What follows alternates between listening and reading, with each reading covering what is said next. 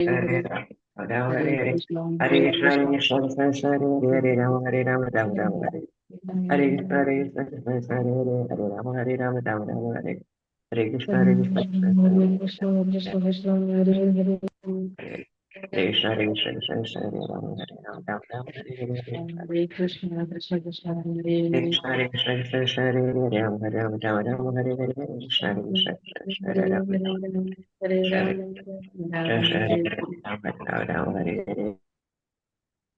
Hare Krishna. Hare Krishna, എല്ലാവർക്കും പ്രണാമം. ഹരേ കൃഷ്ണ. ഓം നമോ ഭഗവതേ വാസുദേവായ. ഓം നമോ ഭഗവതേ വാസുദേവായ. ഓം നമോ ഭഗവതേ വാസുദേവായ. ഓം അജ്ഞാനതിമിരാന്തസ്യ ജ്ഞാനാഞ്ജനാശലാകയ ചക്ഷുരുന്മീലിതം യേന തസ്മൈ ശ്രീഗുരവേ നമഃ. നമോ വിഷ്ണുപാദായ കൃഷ്ണപ്രേഷ്ഠായ ഭൂതലേ ശ്രീമതേ ഭക്തിവേദാന്ത സ്വാമിനിതി നാമിനേ. നമസ്തേ സാരസ്വതേ ദേവേ ഗൗരവാണി പ്രചാരിണേ നിർവിശേഷ ശൂന്യവാദി പാശ്ചാത്യദേശധാരിണേ. जय श्री कृष्ण चैतन्य प्रभु नित्यानंद श्री अद्वैत गदाधर श्रीवासादि गौर भक्त वृंद. हरे कृष्ण कृष्ण कृष्ण हरे हरे, हरे राम राम राम हरे हरे. ഹരേ കൃഷ്ണ. ശ്രീ ശ്രീ രാധാ ഗോവിന്ദ് ടെമ്പിൾ ഇസ്കോൺ മാംഗ്ലൂരിന്റെ ഭഗവത്ഗീത ക്ലാസ്സിലേക്ക് എല്ലാവർക്കും സ്വാഗതം.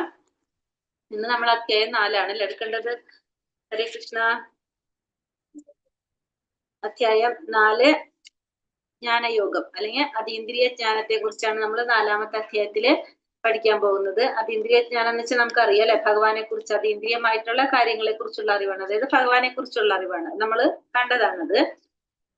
അപ്പൊ 4ാമത്തെ അധ്യായം നമുക്ക് അതീന്ദ്രിയ ജ്ഞാനം. അപ്പൊ 2ഉം 3ഉം അധ്യായം നോക്കിയിരുന്നു ഇന്നലെ? നോക്കിയോ? സമയം കിട്ടിയോ നോക്കാനായിട്ട്?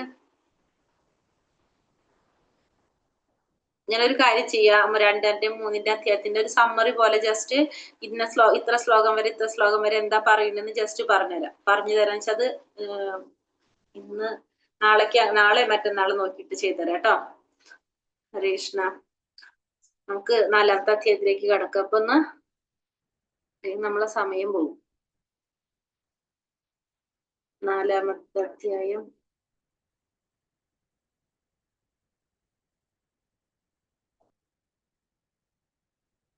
ജ്ഞാനയോഗം, അതല്ലെങ്കിൽ അതീന്ദ്രിയ ജ്ഞാനം, അധ്യായം 4. ശ്രീ ശ്രീ രാധാ ഗോവിന്ദ് ജയ്, ശ്രീ പ്രഭുപാദ് ജയ്. കൃഷ്ണനെ കുറിച്ചുള്ള അതീന്ദ്രിയ ജ്ഞാനം അല്ലെ, അതാണ് നമ്മൾ പറഞ്ഞ 4ാമത്തെ അധ്യായം. ഗുരുശിഷ്യ പരമ്പരയുടെ പ്രാധാന്യം. ഗുരുശിഷ്യ പരമ്പരയിലൂടെ കൃഷ്ണനെ കുറിച്ചുള്ള അതീന്ദ്രിയ ജ്ഞാനം ലഭിക്കണം. ഇത് കൃഷ്ണന്റെ രൂപം, ജനനം, പ്രവർത്തനങ്ങൾ എന്നിവയെ കുറിച്ചുള്ള സത്യം വെളിപ്പെടുത്തുന്നു. സത്യങ്ങൾ അറിയുന്നതിലൂടെ കൃഷ്ണനെ അഭയം പ്രാപിക്കുവാനും ശുദ്ധീകരിക്കപ്പെടുകയും കൃഷ്ണനെ പ്രാപിക്കുവാനും കഴിയും അല്ലെ. നമുക്കറിയാവുന്നതാണ്, ഭഗവാനെ കുറിച്ച് അറിയുമ്പോഴാണ് നമുക്ക് കൂടുതൽ ഭഗവാനെ ആരാധിക്കാൻ തോന്നുന്നത് അല്ലെ. നമുക്ക് ആരെ കുറിച്ചായാലും അങ്ങനെ തന്നെ, നമുക്ക് അവരെ കുറിച്ച് അറിയും തോറും നമുക്ക് അവരോട് ഇഷ്ടം കൂടിക്കൊണ്ടിരിക്കും. അത് തന്നെയാണ് ഭഗവാനെ കുറിച്ച് അറിയും തോറും, ഭഗവാന്റെ രൂപം, ജനനം, പ്രവർത്തനങ്ങൾ ഇതൊക്കെ മനസ്സിലാകും തോറും നമുക്ക് എന്താണ്, ഭഗവാനോട് കൂടുതൽ ആഗ്രഹം വന്നുകൊണ്ടിരിക്കും. ഭഗവാനെ പ്രാപിക്കാനായിട്ട് നമുക്ക് ആഗ്രഹം വന്നുകൊണ്ടിരിക്കും. ഹരേ കൃഷ്ണ. ഓം നമോ ഭഗവതേ വാസുദേവായ. ശ്രീ ഭഗവാനുവാച ഇമം വിവസ്വതേ യോഗം പ്രോക്തവാനാഹമവ്യയം വിവസ്വാൻ മനവേ പ്രാഹ മനോരിക്ഷാഗവേ പ്രവീത്. ഭഗവാൻ പറഞ്ഞു, ഈ ശ്രേഷ്ഠമായ യോഗത്തെ ഞാൻ സൂര്യദേവനായ വിവസ്വാൻ ഉപദേശിച്ചു. വിവസ്വാൻ മനുവിനും മനു ഇക്ഷ്വാകുവിനും ഉപദേശിച്ചു. അപ്പൊ ഭഗവാൻ എന്താ പറഞ്ഞത്? ഈ സനാതനമായ യോഗത്തെ പണ്ട് ഞാൻ ആർക്ക് ഉപദേശിച്ചു കൊടുത്തിട്ടുണ്ടായിരുന്നു? സൂര്യദേവനായ വിവസ്വാൻ ഉപദേശിച്ചു കൊടുത്തിട്ടുണ്ടായിരുന്നു. വിവസ്വാൻ അത് മനുഷ്യവംശപിതാവായ ഇക്ഷ്വാകുവിനും, ഇക്ഷ്വാകു അത് ആർക്കും ഉപദേശിച്ചു? മനുവിനും, മനു അത് ഇക്ഷ്വാകുവിനും ഉപദേശിച്ചു. അപ്പൊ എല്ലാവർക്കും, അതായത് പണ്ട് കാലത്ത് ഭരണകർത്താക്കളായിട്ടുള്ള രാജാക്കന്മാർക്കൊക്കെ എന്ത് ചെയ്തിട്ടുണ്ടായിരുന്നു? ഇത് ഉപദേശിച്ചു കൊടുത്തിട്ടുണ്ടായിരുന്നു. എന്തിനാണ്? അവിടുത്തെ രാജ്യത്തെ ഗ്രഹനിവാസികളെ സംരക്ഷിക്കാൻ വേണ്ടിയിട്ട്, അവരുടെ ഭൗതിക ബന്ധനത്തിൽ നിന്ന് അവരെ മോചിപ്പിക്കാൻ വേണ്ടിയിട്ട് രാജാക്കന്മാർക്കെല്ലാം ഇത് ഉപദേശിച്ചു കൊടുത്തിട്ടുണ്ടായിരുന്നു. അങ്ങനെ സൂര്യദേവനായിട്ടുള്ള വിവസ്വാനും, വിവസ്വാൻ മനുവിനും, മനു ഇക്ഷ്വാകുവിനും അങ്ങനെ ഉപദേശിച്ച് കൊടുത്തു പോന്നിട്ടുണ്ടായിരുന്നു. പിന്നെ അതിനെന്താ സംഭവിച്ചത്? ഏവം പരമ്പരാ പ്രാപ്തം ഇമം രാജർഷയോ വിദുഹു സകാലേനേഹ മഹതാ യോഗോ നഷ്ടാ പരം തപ. അങ്ങനെ ശിഷ്യ പരമ്പരയിലൂടെ പകർന്നു കിട്ടിയ ഈ ശാസ്ത്രം രാജർഷികൾ ശരിയായി മനസ്സിലാക്കിയിരുന്നു. കാലക്രമേണ ഈ ശൃംഖല മുറിഞ്ഞു പോവുകയും ഇത് നഷ്ടപ്രായം സംഭവിക്കുകയും ചെയ്തു. അപ്പൊ ഇതെന്താ സംഭവിച്ചത്? പക്ഷെ നമുക്കിങ്ങനെ ഗുരു ശിഷ്യ പരമ്പരയിലൂടെ പകർന്നു കിട്ടിയ ശാസ്ത്രം രാജർഷികൾ ശരിയായിട്ട് മനസ്സിലാക്കിയിട്ടുണ്ടായിരുന്നു. പക്ഷെ പിന്നീട് അതിനെന്ത് സംഭവിച്ചു? കാലക്രമേണ ആ ശൃംഖല മുറിഞ്ഞു പോവുകയും അതിന് നഷ്ടം സംഭവിക്കുകയും ചെയ്തു. അപ്പൊ ഭഗവാൻ ആർക്ക് പറഞ്ഞു കൊടുത്തു? ഇത് വിവസാന് പറഞ്ഞു കൊടുത്തു. പക്ഷെ കുറെ കാലം കഴിഞ്ഞപ്പോ അതിനെന്ത് സംഭവിച്ചു? അത് നഷ്ടപ്പെട്ടു പോയി. കാരണം അപ്പൊ അവിടെ ഒരു ഗ്യാപ്പ് വന്നു അല്ലെ? കാരണം നമ്മൾ പറഞ്ഞു ഈ ശാസ്ത്രങ്ങൾ അനുസരിച്ചാണ് പണ്ടത്തെ രാജാക്കന്മാരൊക്കെ പ്രവർത്തിച്ചിരുന്നത്. അപ്പൊ ഇത് കിട്ടാതാവുമ്പോ എന്താ സംഭവിക്കുന്നത്? ഇത് അറിയാതാവുമ്പോ നമ്മൾ തന്നിഷ്ടപ്രകാരം പ്രവർത്തിക്കാൻ തുടങ്ങും. അപ്പൊ അവിടെ ആത്മീയമായ ഉന്നതിക്കൊരു എന്താ പറയാ, ഉന്നതിക്ക് തടസ്സം വരാണ് ചെയ്യുന്നത്. കാരണം നമുക്ക് അറിയാനും നോക്കാനുമുള്ള ഗ്രന്ഥങ്ങളൊന്നും ഇല്ലാതെ വരുമ്പോ സ്വാഭാവികമായിട്ടും അവിടെ എന്ത് സംഭവിക്കും? അവിടെ ഒരു ഗ്യാപ്പ് വന്നു അല്ലെ? ഒരു വിടവ് വരും. അപ്പൊ അതുകൊണ്ട് പിന്നെന്താ ഭഗവാൻ ചെയ്തത്?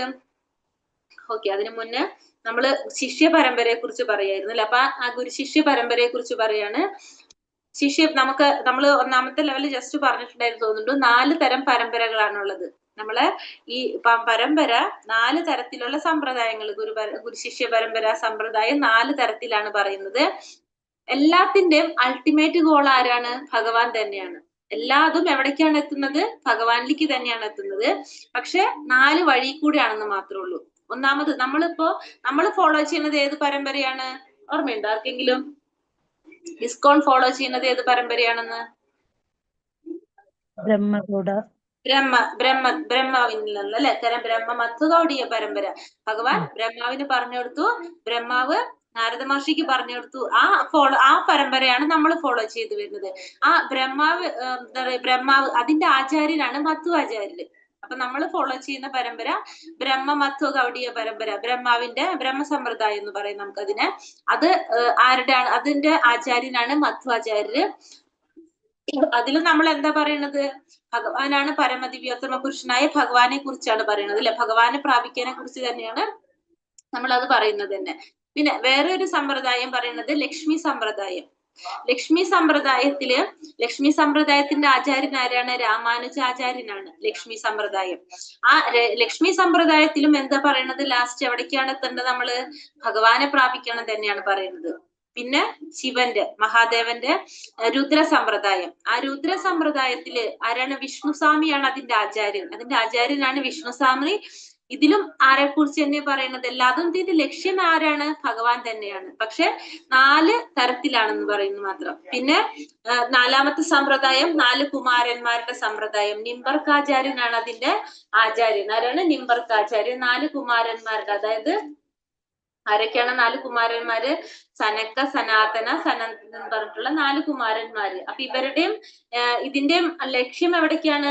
ഭഗവാനിലേക്ക് തന്നെയാണ് എല്ലാത്തിന്റെയും ലക്ഷ്യം. എല്ലാതും ആരിലേക്ക് എത്താനാണ് നോക്കുന്നത്? ഭഗവാനാണ് പരമദിവ്യോത്തമ പുരുഷൻ. ആ ഭഗവാനിലേക്ക് പ്രാപിക്കാൻ തന്നെയാണ് എല്ലാത്തിന്റെയും ലക്ഷ്യം.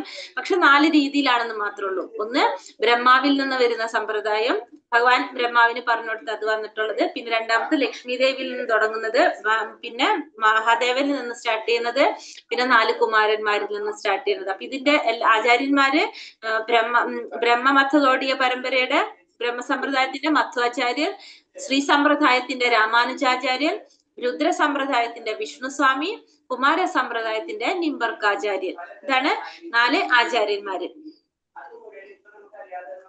പരമ്പരയുടെ പ്രാധാന്യം. ഭഗവത്ഗീത ഭഗവാന്റെ പരമോന്നത വ്യക്തിത്വത്തിൽ നിന്ന് നേരിട്ട് വരുന്നു. ഇത് അതീന്ദ്രിയ അറിവാണ്. അതിൽ മാറ്റം വരുത്തരുത്. ഗീതയെ കുറിച്ചുള്ള അറിവ് ഭൗതിക വ്യാഖ്യാനമോ ഊഹാപോഹങ്ങൾ ഇല്ലാത്തയോ സ്വീകരിക്കണം. ഭഗവാന്റെ കാരുണ്യത്താൽ അത് മനസ്സിലാക്കണം. അതിനാൽ ഭഗവത്ഗീത ഭഗവാന്റെ കാരുണ്യം നേടിയ ഒരാളിൽ നിന്ന് സ്വീകരിക്കണം. അതാണ് ശരിയായ യോഗ്യത. ശരിയായ യോഗ്യതയുള്ള ഒരാളിൽ നിന്ന് ശരിയായി പഠിച്ചവർ, ഇതാണ് പരമ്പര. അപ്പൊ നമ്മൾ ഈ പരമ്പര എന്ന് പറയുന്നത് എന്താണ്?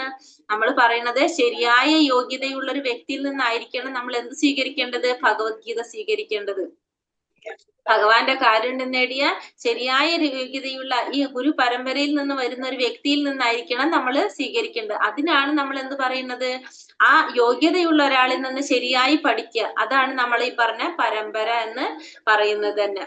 നമ്മളെ ഇഷ്ടത്തിന് നമുക്കത് മാറ്റം വരുത്താനൊന്നും പറ്റില്ല. ഭഗവത്ഗീത ഭഗവാൻ നേരിട്ട് പറഞ്ഞതാണ്, അത് അതീന്ദ്രിയമായിട്ടുള്ള ഒരു അറിവാണ്. നമ്മൾ അതിനൊരിക്കലും നമ്മളേതായ രീതിയിൽ വ്യാഖ്യാനം നടത്താനോ ഊഹാപോഹങ്ങളോ അതൊന്നും ചെയ്യാണ്ട് അതേപടി നമ്മൾ സ്വീകരിക്കുക. ഇതാണ് നമുക്ക് എന്തിൽ കൂടെ ചെയ്യാൻ സാധിക്കുന്നത്, പരമ്പരയിലൂടെ സാധിക്കുന്നത്. ഇത് നമുക്ക് പിന്നെ പറഞ്ഞു തരാം ഞാൻ. ബ്രഹ്മാവിന്റെ അത് കുറച്ചധികം പറയാനുണ്ട്. ബ്രഹ്മാവിന്റെ ആയുസ് പറയുന്നതാണ്. അത് കണക്ക് കൂട്ടുന്നത് എങ്ങനെയാന്നുള്ളത് കാണിച്ചു തരാം, പറഞ്ഞു തരാം.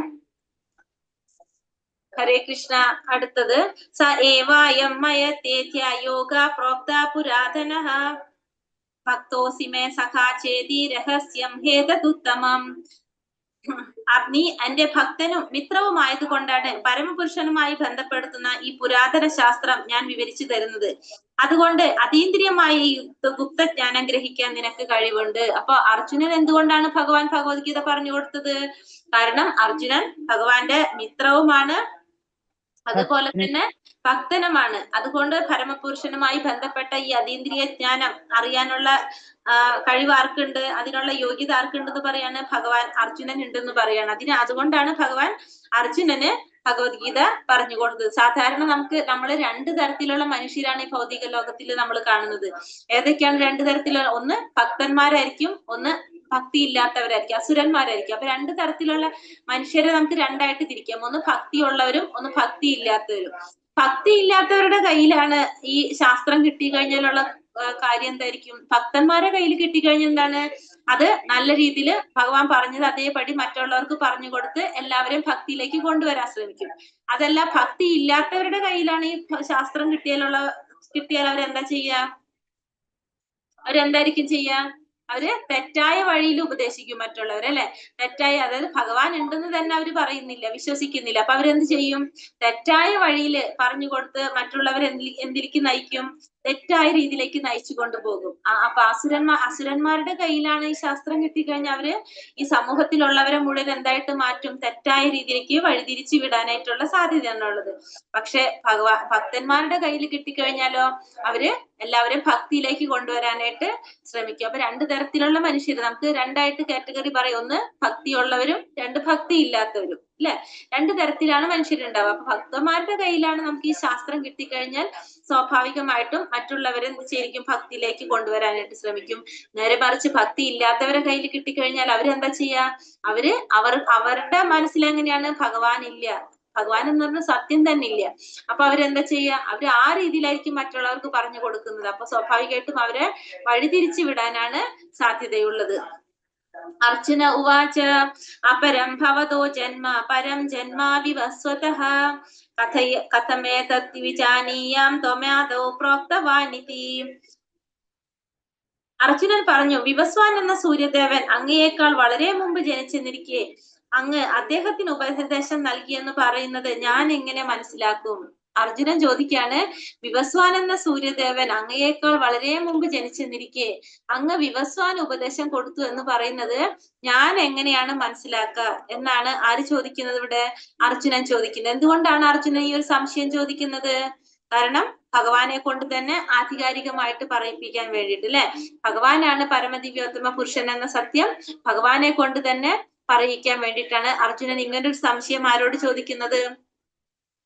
അർജുനൻ ഭഗവാനോട് ചോദിക്കുന്നത്. അപ്പൊ ഭഗവാൻ എന്താ പറയുന്നത്? അതിനാണ് അർജുനൻ ഒരാള് ഭഗവാനെ കുറിച്ച് ഒന്നും അറിയാത്ത പോലെ, ഭഗവാനിൽ വിശ്വാസമില്ലാത്തവർക്ക് മനസ്സിലാക്കാൻ വേണ്ടിയിട്ടാണ് ഇങ്ങനെ ഒരു ചോദ്യം ചോദിക്കുന്നത്. അപ്പൊ ഭഗവാൻ എന്താ പറയുന്നത്? ശ്രീ ഭഗവാനുവാച ബഹൂനി മേ വ്യതീതാനി ജന്മാനി തവ ചാർജുന താന്യഹം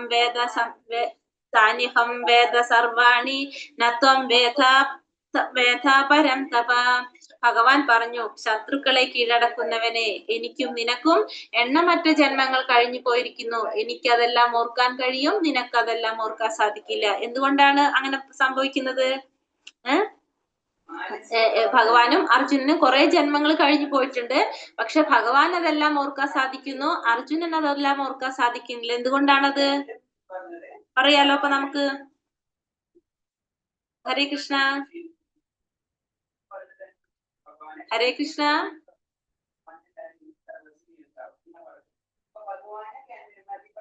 എല്ലാവരും മ്യൂട്ടാണ്. പറഞ്ഞ എന്തുകൊണ്ടാണ് ഭഗവാൻ ഓർക്കാൻ സാധിക്കും, നമുക്ക് ഓർക്കാൻ സാധിക്കാത്ത എന്തുകൊണ്ട്? നമുക്ക് വീണ്ടും ഭഗവാൻ പരമദിവ്യാത്മക പുരുഷനാണല്ലോ ഭഗവാൻ. അപ്പോ എല്ലാം അറിയുന്ന വ്യക്തിയാണ് ഭഗവാൻ.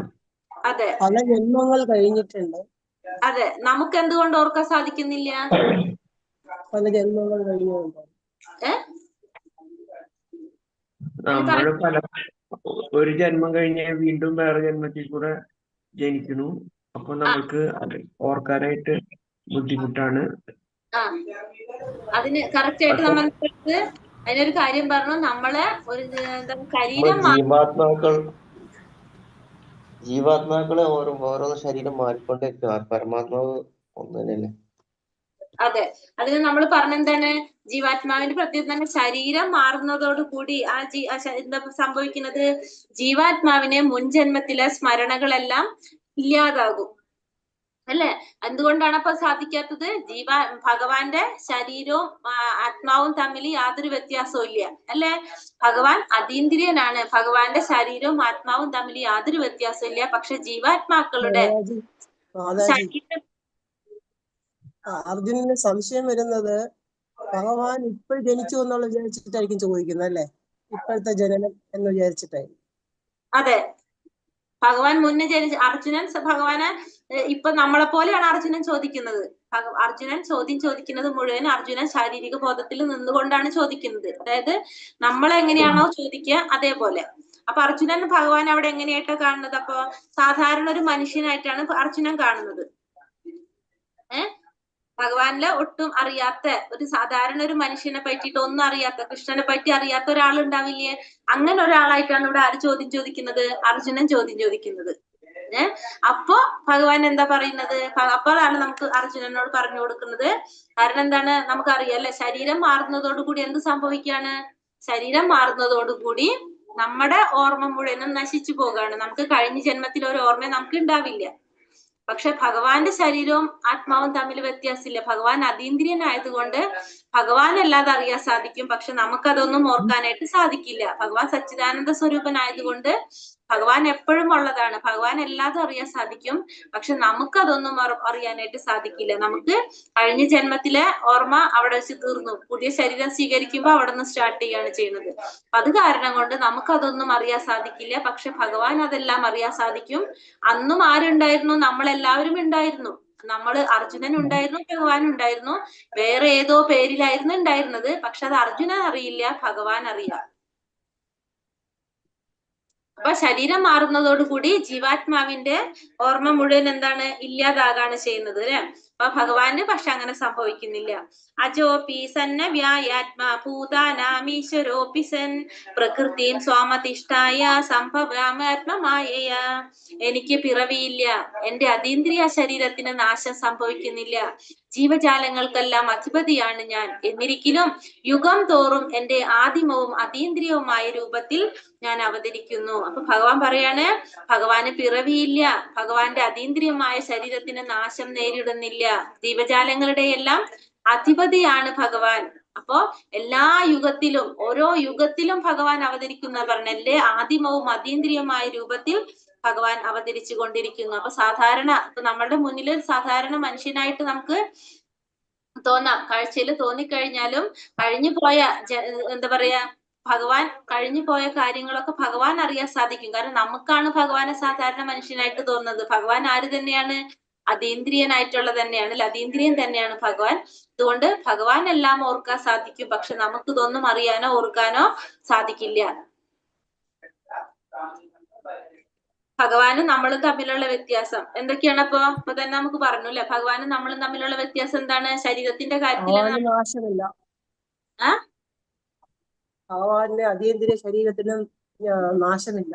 ഇല്ല, ഭഗവാന്റെ അതീന്ദ്രിയ ശരീരമാണ്, അതിന് നാശം സംഭവിക്കുന്നില്ല. നമ്മളുടെ ശരീരം എങ്ങനെയാണ്? പഞ്ചഭൂതം നിർമ്മിച്ചതാണ്, നമ്മുടെ ശരീരം നശിക്കുന്നതാണ്. പിന്നെ ഭഗവാൻ പിന്നെന്താണ്? ഭഗവാൻ സച്ചിദാനന്ദ സ്വരൂപനാണ് അല്ലെ ഭഗവാൻ. നമ്മളോ? ഭഗവാൻ അതീന്ദ്രിയ ജ്ഞാനം ഉള്ളതാണ്. ഭഗവാന് അതീന്ദ്രിയ ജ്ഞാനം ഉണ്ട്. പിന്നെ ഭഗവാൻ നിയന്ത്രിക്കുന്നത് ആരെയാണ്? നമ്മളെ നിയന്ത്രിക്കുന്നത് ആരാ? ഭഗവാനാണ് അല്ലെ? നമ്മളെ നിയന്ത്രിക്കുന്നത് ഭഗവാനാണ്. പിന്നെ നമ്മളെ നിയന്ത്രിക്കുന്നത് മായ നമ്മളെ നിയന്ത്രിക്കുന്നല്ലേ? മായയല്ലേ നമ്മളെ നിയന്ത്രിക്കുന്നത്? നമ്മളെ നിയന്ത്രിക്കുന്നത് മായ. ആ മായ നിയന്ത്രിക്കുന്നത് ആരാണ്? ഭഗവാൻ അല്ലെ? ഭഗവാൻ എല്ലാത്തിനും അതീതനാണ് ഭഗവാൻ അല്ലെ? നമ്മളെ ത്രിഗുണങ്ങളൊക്കെ നമ്മളെ സ്വാധീനിക്കും. പക്ഷെ ഭഗവാൻ ഈ ത്രിഗുണങ്ങൾക്കെല്ലാം അതീതനാണ് ഭഗവാൻ. ഭഗവാനാണ് എല്ലാത്തിന്റെയും നാഥൻ, എല്ലാത്തിനെയും നിയന്ത്രിക്കുന്നത് ഭഗവാനാണ്. പക്ഷെ ഈ മായയും ത്രിഗുണങ്ങളും ഒക്കെ ആരെ സ്വാധീനിക്കുന്നതാണ്? നമ്മളെ സ്വാധീനിക്കുന്നതാണ്. നമ്മൾ ഇതിന്റെ അധീനതയിലാണ് നമ്മളെല്ലാവരും. പക്ഷെ ഭഗവാൻ ഇതിനൊക്കെ അതീതനാണ്. ഭഗവാൻ നിർഗുണനാണ് അല്ലെ? ഗുണങ്ങൾക്ക് അപ്പുറമാണ് ഭഗവാൻ. പക്ഷെ നമ്മളോ അതിന് അധീനനാണ് നമ്മള്. പ്രയോജനം യഥാ യഥാ ഹി ധർമ്മസ്യ ഗ്ലാനിർഭവതി ഭാരത അഭ്യുത്ഥാനമധർമ്മസ്യ തഥാത്മാനം സൃജാമ്യഹം.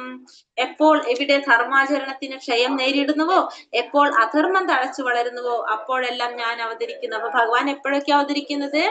എപ്പോഴാണോ ധർമാചരണത്തിന് ക്ഷയം നേരിടുന്നത്, അധർമ്മം തഴച്ചു വളരുന്നത്, അപ്പോഴൊക്കെ എന്താണ്? ഭഗവാൻ അവതരിച്ചു കൊണ്ടേയിരിക്കുന്നു. അപ്പൊ എവിടെയൊക്കെ എപ്പോഴൊക്കെ ഭഗവാൻ അവതരിക്കുന്നു നമുക്ക് ഒന്നും പറയാൻ സാധിക്കില്ല. എവിടെ അധർമ്മം കാണുന്നു, ധർമ്മത്തിന് ക്ഷയം നേരിടുന്നു എന്ന് മനസ്സിലായി കഴിഞ്ഞാൽ അപ്പൊ അവിടെ എന്താണ്? ഭഗവാൻ അവതരിക്കും. ഒന്നില്ലെങ്കിൽ ഭഗവാൻ നേരിട്ട് അവതരിക്കും, അതല്ലെങ്കിലോ ഭഗവാന്റെ പ്രതിനിധികൾ അയക്കും. അപ്പൊ അത് ഭഗവാന്റെ പ്രതിനിധികൾ ആരെങ്കിലും ഭഗവാൻ അയക്കും. അപ്പൊ എന്താണ്? എവിടെയും ലക്ഷ്യം ഒന്നാണ്. എന്ത്? എല്ലാ ജനങ്ങളെ ഈശ്വരാബോധത്തിലേക്ക് കൊണ്ടുവരിക, എല്ലാവരെയും രക്ഷിക്കുക എന്നുള്ളതാണ്. ഭക്തന്മാരെ രക്ഷിക്കുക എന്നുള്ളതാണ് ഭഗവാന്റെ മെയിൻ ആയിട്ടുള്ള ഉദ്ദേശം. അത് എവിടെ വേണമെങ്കിലും ഭഗവാൻ ജന്മം എടുക്കാം, നമുക്ക് അവതരിക്കാനായിട്ട് സാധിക്കും. അത് ഇന്ന സ്ഥലത്തു നിന്നൊന്നും നമുക്ക് പറയാൻ സാധിക്കില്ല. എപ്പോഴും എവിടെയും ഭഗവാൻ അവതരിക്കാം. അപ്പൊ അത് എന്തിനാണ് അവതരിക്കുന്നത്? ധർമ്മത്തിനെ സ്ഥാപിക്കാൻ വേണ്ടിയിട്ട്, ധർമ്മം പുനഃസ്ഥാപിക്കുക. പിന്നെ അതായത് ധർമ്മത്തിന് ക്ഷയം നേരിടുമ്പോൾ അതിനെ പുനഃസ്ഥാപിക്കാൻ വേണ്ടിയിട്ടാണ് ഭഗവാൻ അവതരിക്കുന്നത്. പരിത്രാണായ സാധൂനാം വിനാശായ ച ദുഷ്കൃതാം ധർമ്മ സംസ്ഥാപനാർത്ഥായ സംഭവാമി യുഗേ യുഗേ. ഭക്തന്മാരെ രക്ഷിക്കാനും ദുഷ്കൃതികളെ നിഗ്രഹിക്കാനും ധർമ്മത്തെ പുനഃസ്ഥാപിക്കാനുമായി യുഗം തോറും ഞാൻ അവതരിച്ചു കൊണ്ടിരിക്കുന്നു. അപ്പൊ ഭഗവാൻ ഓരോ യുഗത്തിലും അവതരിക്കുന്ന പറയുന്നത്. ഭഗവാൻ എങ്ങനെയാണ് ഭക്തന്മാരെ രക്ഷിക്കാനായിട്ട്, ദുഷ്കൃതികളെ നിഗ്രഹിക്കാൻ വേണ്ടിയിട്ട് ഭഗവാൻ എന്താണ്? ഓരോ യുഗത്തിലും, യുഗം തോറും ഭഗവാൻ അവതരിച്ചു കൊണ്ടിരിക്കുന്നു അല്ലെ? ഭഗവാൻ ഓരോ യുഗത്തിലും ഭഗവാൻ അവതരിക്കുന്നുണ്ട്. അറിയാലോ നമുക്ക്.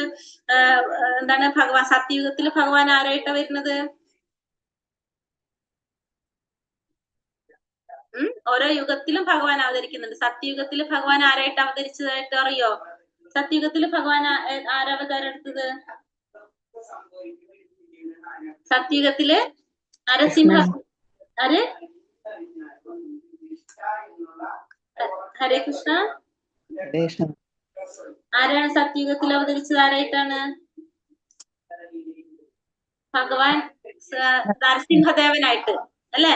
നരസിംഹായിട്ടാണ് സത്യയുഗത്തിൽ അവതരിച്ചത്. പ്രഹ്ലാദ മഹാരാജാവിന്റെ ഹിരണ്യകശിപുവിന്റെ മകനായിരുന്നെങ്കിലും പ്രഹ്ലാദ മഹാരാജാവ് പക്ഷെ ആ അച്ഛൻ കുറെ ഉപദ്രവങ്ങളൊക്കെ ചെയ്തിരുന്നു അല്ലെ? അപ്പൊ ആ മകനെ രക്ഷിക്കാൻ വേണ്ടിയിട്ട് ആരായിട്ട് വന്നു? നരസിംഹാവതാരമായിട്ട് വന്നു സത്യയുഗത്തില്. ത്രേതായുഗത്തിൽ ആരായിട്ട് വന്നു? ത്രേതായുഗത്തിൽ ഭഗവാൻ ശ്രീരാമനായിട്ട് അവതരിച്ചു അല്ലെ? ത്രേതായുഗത്തിൽ ശ്രീരാമനായിട്ട് അവതരിച്ചിട്ട് രാവണനെ വധിച്ചു, കുറെ കാര്യങ്ങൾ ചെയ്തു അല്ലെ? ശ്രീരാമനായിട്ട് വന്നു. ദ്വാപരയുഗത്തില് ശ്രീകൃഷ്ണനായിട്ട് വന്നു, ദേവകിയെ സഹോദരനിൽ നിന്ന് രക്ഷിച്ചു. അങ്ങനെ കുറെ അസുരന്മാരെയൊക്കെ വധിച്ചു, അതൊക്കെ ചെയ്ത് കംസനിൽ നിന്ന് രക്ഷിച്ചു അല്ലെ? അങ്ങനെ കുറെ അസുരന്മാരെയൊക്കെ വധിച്ച് ഭഗവാൻ ഏത് യുഗത്തില്? ദ്വാപരയുഗത്തില് ശ്രീകൃഷ്ണനായിട്ട് വന്നു അല്ലെ? സത്യയുഗത്തിൽ ഏതായിരുന്നു അവതാരം? നരസിംഹാവതാരം. ത്രേതായുഗത്തില് ശ്രീരാമാവതാരം. പിന്നെ ദ്വാപരയുഗത്തില് ശ്രീകൃഷ്ണൻ. ഭഗവാന്റെ അവതാരങ്ങള് കുറെ അവതാരങ്ങള് ഭഗവാനുണ്ട്. എന്നാലും മെയിൻ ആയിട്ട് പറയുന്ന അവതാരങ്ങള് പുരുഷാവതാരങ്ങളുണ്ട് ഭഗവാന്റെ അവതാരങ്ങൾ മെയിൻ 6 നമുക്ക് പറയാം. ഓരോ യുഗത്തിലും ഭഗവാൻ അവതരിക്കുന്നുണ്ട്. കേൾക്കുന്നുണ്ടോ ഞാൻ പറയുന്നത്? മനസ്സിലാവുന്നില്ലേ? ഹരേ കൃഷ്ണ. മനസ്സിലാവാൻ ഉണ്ടോ? ബുദ്ധിമുട്ടുണ്ടോ? സ്പീഡ് കൂടുന്നുണ്ടോ? ഇല്ല, കുഴപ്പമില്ല മാതാജി. ശരിക്കും മനസ്സിലാവുന്നുണ്ട്. മനസ്സിലാവുന്നുണ്ട്.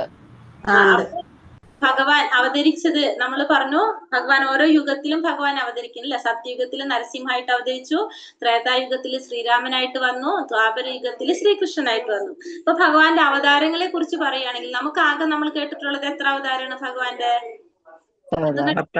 പത്ത് അവതാരങ്ങള്. 10 അവതാരങ്ങൾ ഏതൊക്കെയാണ്? അതായത് കൂർമ്മം, മത്സ്യകൂർമ്മം, വരാഹം,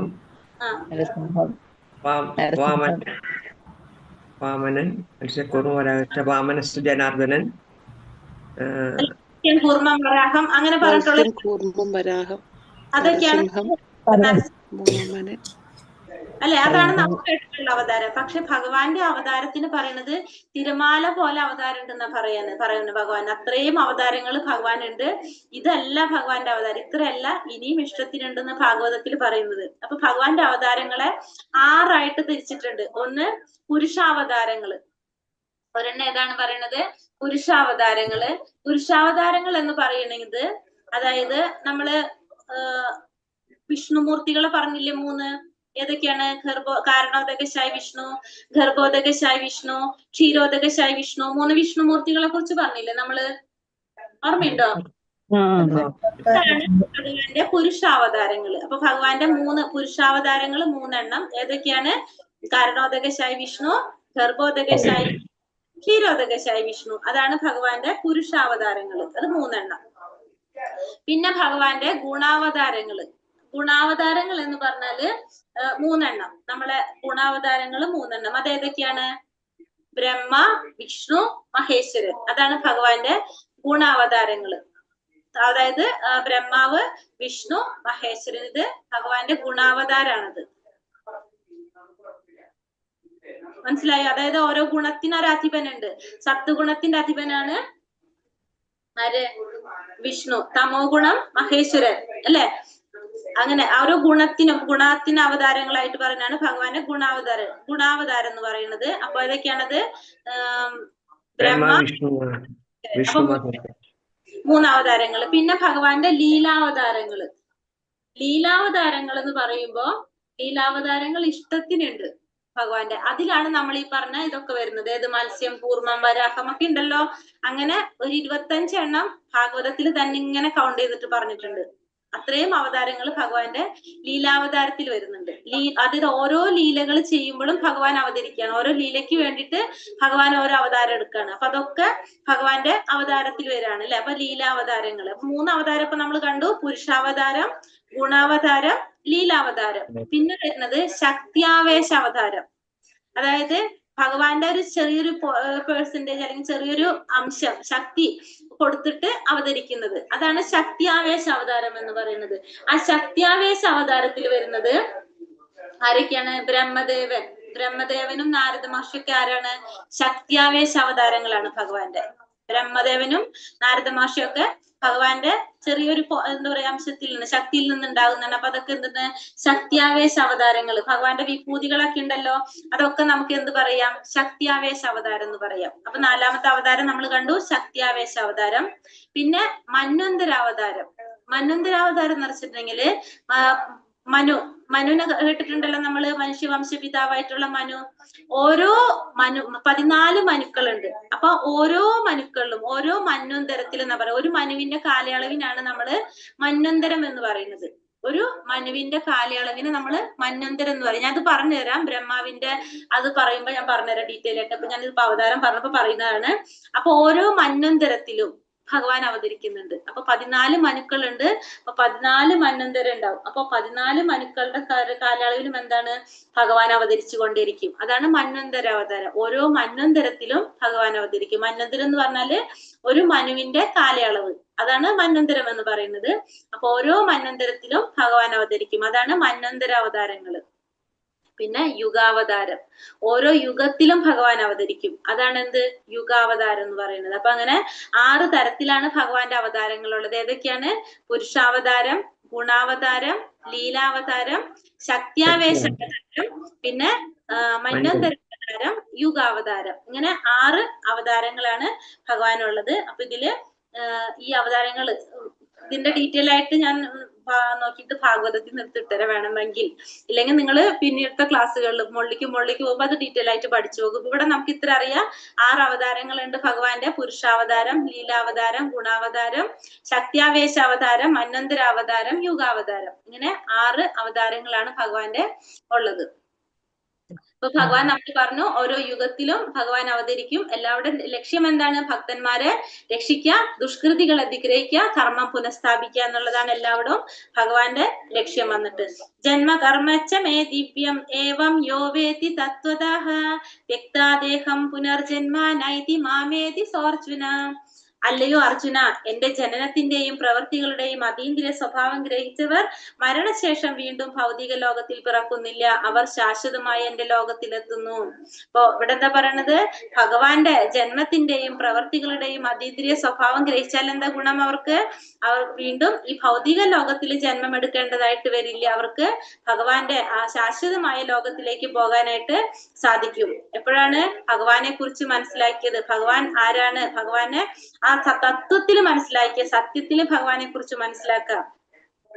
ഭഗവാന്റെ ജനനത്തിന്റെയും ഭഗവാന്റെ പ്രവർത്തികളുടെയും കുറിച്ചുള്ള ഒരു അതീന്ദ്രിയ സ്വഭാവം മനസ്സിലാക്കി കഴിഞ്ഞാൽ മരണശേഷം ഇവിടെ ജന്മം എടുക്കേണ്ടി വരില്ല. എങ്ങനെ മനസ്സിലാക്കണം? ഭഗവാനെ തത്വത്തിൽ മനസ്സിലാക്കണം. അതായത് എല്ലാവരുടെയും ഭോക്താവാണ് ഭഗവാൻ, പിന്നെ എല്ലാവരുടെയും നാഥനാണ്, ഈ പ്രപഞ്ചത്തിന്റെ സൃഷ്ടാവാണ്. അങ്ങനെ ഭഗവാനെ തത്വത്തില് ശരിയായ അർത്ഥത്തിൽ ഭഗവാനെ കുറിച്ച് മനസ്സിലാക്കുക. ഭഗവാൻ അതീന്ദ്രിയനാണ് എന്ന് മനസ്സിലാക്കുന്ന വ്യക്തിക്ക് ഈ ഭൗതിക ലോകത്തിൽ വീണ്ടും ജന്മം എടുക്കേണ്ടതായിട്ട് വരുന്നില്ല. ഭയ ക്രോധ മന്മയാ മമ ആശ്രിതഃ ബഹുവോ ജ്ഞാന തപസാ പൂതാ മദ്ഭാവമാഗതഃ. രാഗം, ഭയം, ക്രോധം എന്നിവയിൽ നിന്ന് മോചിതരായി എന്നിൽ തന്നെ മുഴുകി ശരണം പൂകിയ അനേകം പേർ എന്നെ പറ്റിയുള്ള ജ്ഞാനത്താൽ ശുദ്ധീകൃതരായി എന്നിൽ ദിവ്യ പ്രേമബദ്ധരായിട്ടുണ്ട്. അപ്പോ അത് പറഞ്ഞത് രാഗം, ഭയം, ക്രോധം ഇതിൽ നിന്ന് മോചിതരായി ഭഗവാനെ കുറിച്ച് തന്നെ ഭഗവാനിൽ തന്നെ ശരണം പൂകി ഭഗവാനെ കുറിച്ചുള്ള ജ്ഞാനത്താൽ ശുദ്ധീകൃതരായിട്ട് അനേകം പേർ എന്ത് ചെയ്തിട്ടുണ്ട്? ഭഗവാനിൽ ദിവ്യ പ്രേമബദ്ധരായിട്ടുണ്ട്. ഇതിൽ നിന്നൊക്കെയാണ് രാഗം, ഭയം, ക്രോധം. വ്യത്യസ്ത അളവുകളിലുള്ള കഷ്ടത, രാഗം, ഭൗതിക ജീവിതത്തോടുള്ള ശക്തമായ അടുപ്പം, ആത്മീയ ജീവിതത്തെ അവഗണിക്കുക. അപ്പൊ രാഗം എന്ന് പറഞ്ഞാല് നമ്മൾ പറഞ്ഞു ഭൗതികമായിട്ടുള്ള സുഖങ്ങളിൽ അടുപ്പം വന്നിട്ട് ആത്മീയ ജീവിതത്തെ അവഗണിക്കുക. അതിനാണ് രാഗം എന്ന് പറഞ്ഞത്. അപ്പൊ അതിൽ നിന്ന് മോചിതനാകണം. ഭയം എന്ന് പറഞ്ഞാല് വ്യക്തിപരമായ ആത്മീയ സത്വത്തെ കുറിച്ചുള്ള ഭയം, ആത്മീയമായിട്ടുള്ള സത്യത്തെ കുറിച്ചുള്ള ഭയം, അവയെ ആൾമാറാട്ടത്തിലേക്ക് ലയിപ്പിക്കുന്നത് വളരെ ഉയർന്നതാണ്. ഭൗതിക ശാരീരിക സങ്കല്പത്തിൽ അവ വളരെയധികം ഉൾക്കൊള്ളുന്നതിനാൽ ദ്രവ്യത്തിൽ നിന്നുള്ള മോചനത്തിന് ശേഷം വ്യക്തിത്വം നിലനിർത്തുക എന്ന ആശയം അവരെ ഭയപ്പെടുത്തുന്നു. മായാവാദികൾ ജീവജാലങ്ങളെ സമുദ്രത്തിലെ കുമിളകളായി താരതമ്യപ്പെടുത്തുന്നു. അത് കേട്ടോ. പിന്നെ അടുത്തത് ക്രോധം. അപ്പൊ ഭയം, മൂന്നാമത്തെ ക്രോധം വരുന്നത് ജീവിതത്തിന്റെ നിരാശയുടെ ഫലമായി ഉണ്ടാകുന്ന ശൂന്യതയിലുള്ള ധാരണ. അപ്പൊ ക്രോധം എന്ന് പറഞ്ഞാൽ നമ്മളെ ക്രോധം, ഭയം എന്ന് പറഞ്ഞാൽ ശരീരത്തോടുള്ള ഭയം, രാഗം എന്ന് പറഞ്ഞെങ്കിൽ ഭൗതിക സുഖത്തിലുള്ള ആസക്തിയിൽ മുഴുകിയിരിക്കുക. അപ്പൊ ഈ 3 കാര്യങ്ങളിൽ നിന്ന് വിമുക്തനായി കഴിഞ്ഞാൽ നമുക്ക് എന്ത് ചെയ്യാൻ സാധിക്കും? ആ ജ്ഞാനം നേടാൻ നമുക്ക് സാധിക്കും. ആ ജ്ഞാനം നേടി നമുക്ക് ഭഗവാനിൽ ദിവ്യപ്രേമത്തില് വരാനായിട്ട് സാധിക്കും. അപ്പൊ നമ്മൾ ഈ 3 കാര്യങ്ങളിൽ നിന്ന് നമുക്ക് മാറി നിന്ന് കഴിഞ്ഞാൽ സ്വാഭാവികമായിട്ട് നമുക്ക് എന്ത് വരും?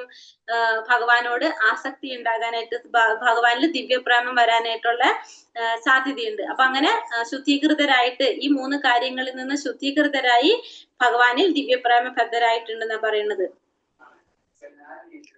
യേയഥാമാം പ്രപദ്യന്തേ താം തഥൈവാ ഭജാമ്യഹം മമാവത്മാനുവർത്തന്തേ മനുഷ്യ പാർത്ഥ സർവശഃ. എന്നിൽ ശരണം പ്രാപിക്കുന്നതനുസരിച്ച് ഏവർക്കും ഞാൻ തക്കതായ പ്രതിഫലം നൽകും. അല്ലയോ കുന്തിപുത്ര, എല്ലാവരും എല്ലാവിധത്തിലും എന്റെ മാർഗത്തെ പിന്തുടരുന്നു. അപ്പോ ഭഗവാൻ എന്താ പറയുന്നത്? എല്ലാവരും എങ്ങനെയാണോ ഭഗവാനെ ശരണം പ്രാപിക്കുന്നത് അതനുസരിച്ച് ഭഗവാൻ എന്താണ് എല്ലാവർക്കും തക്കതായിട്ടുള്ള പ്രതിഫലം നൽകുന്നു പറയുന്നത്. അപ്പൊ ഓരോരുത്തരും എങ്ങനെയാണോ ഭഗവാനെ ആഗ്രഹിക്കുന്നത് അതിനനുസരിച്ചുള്ള പ്രതിഫലമാണ് എന്ത് നൽകുന്നത്?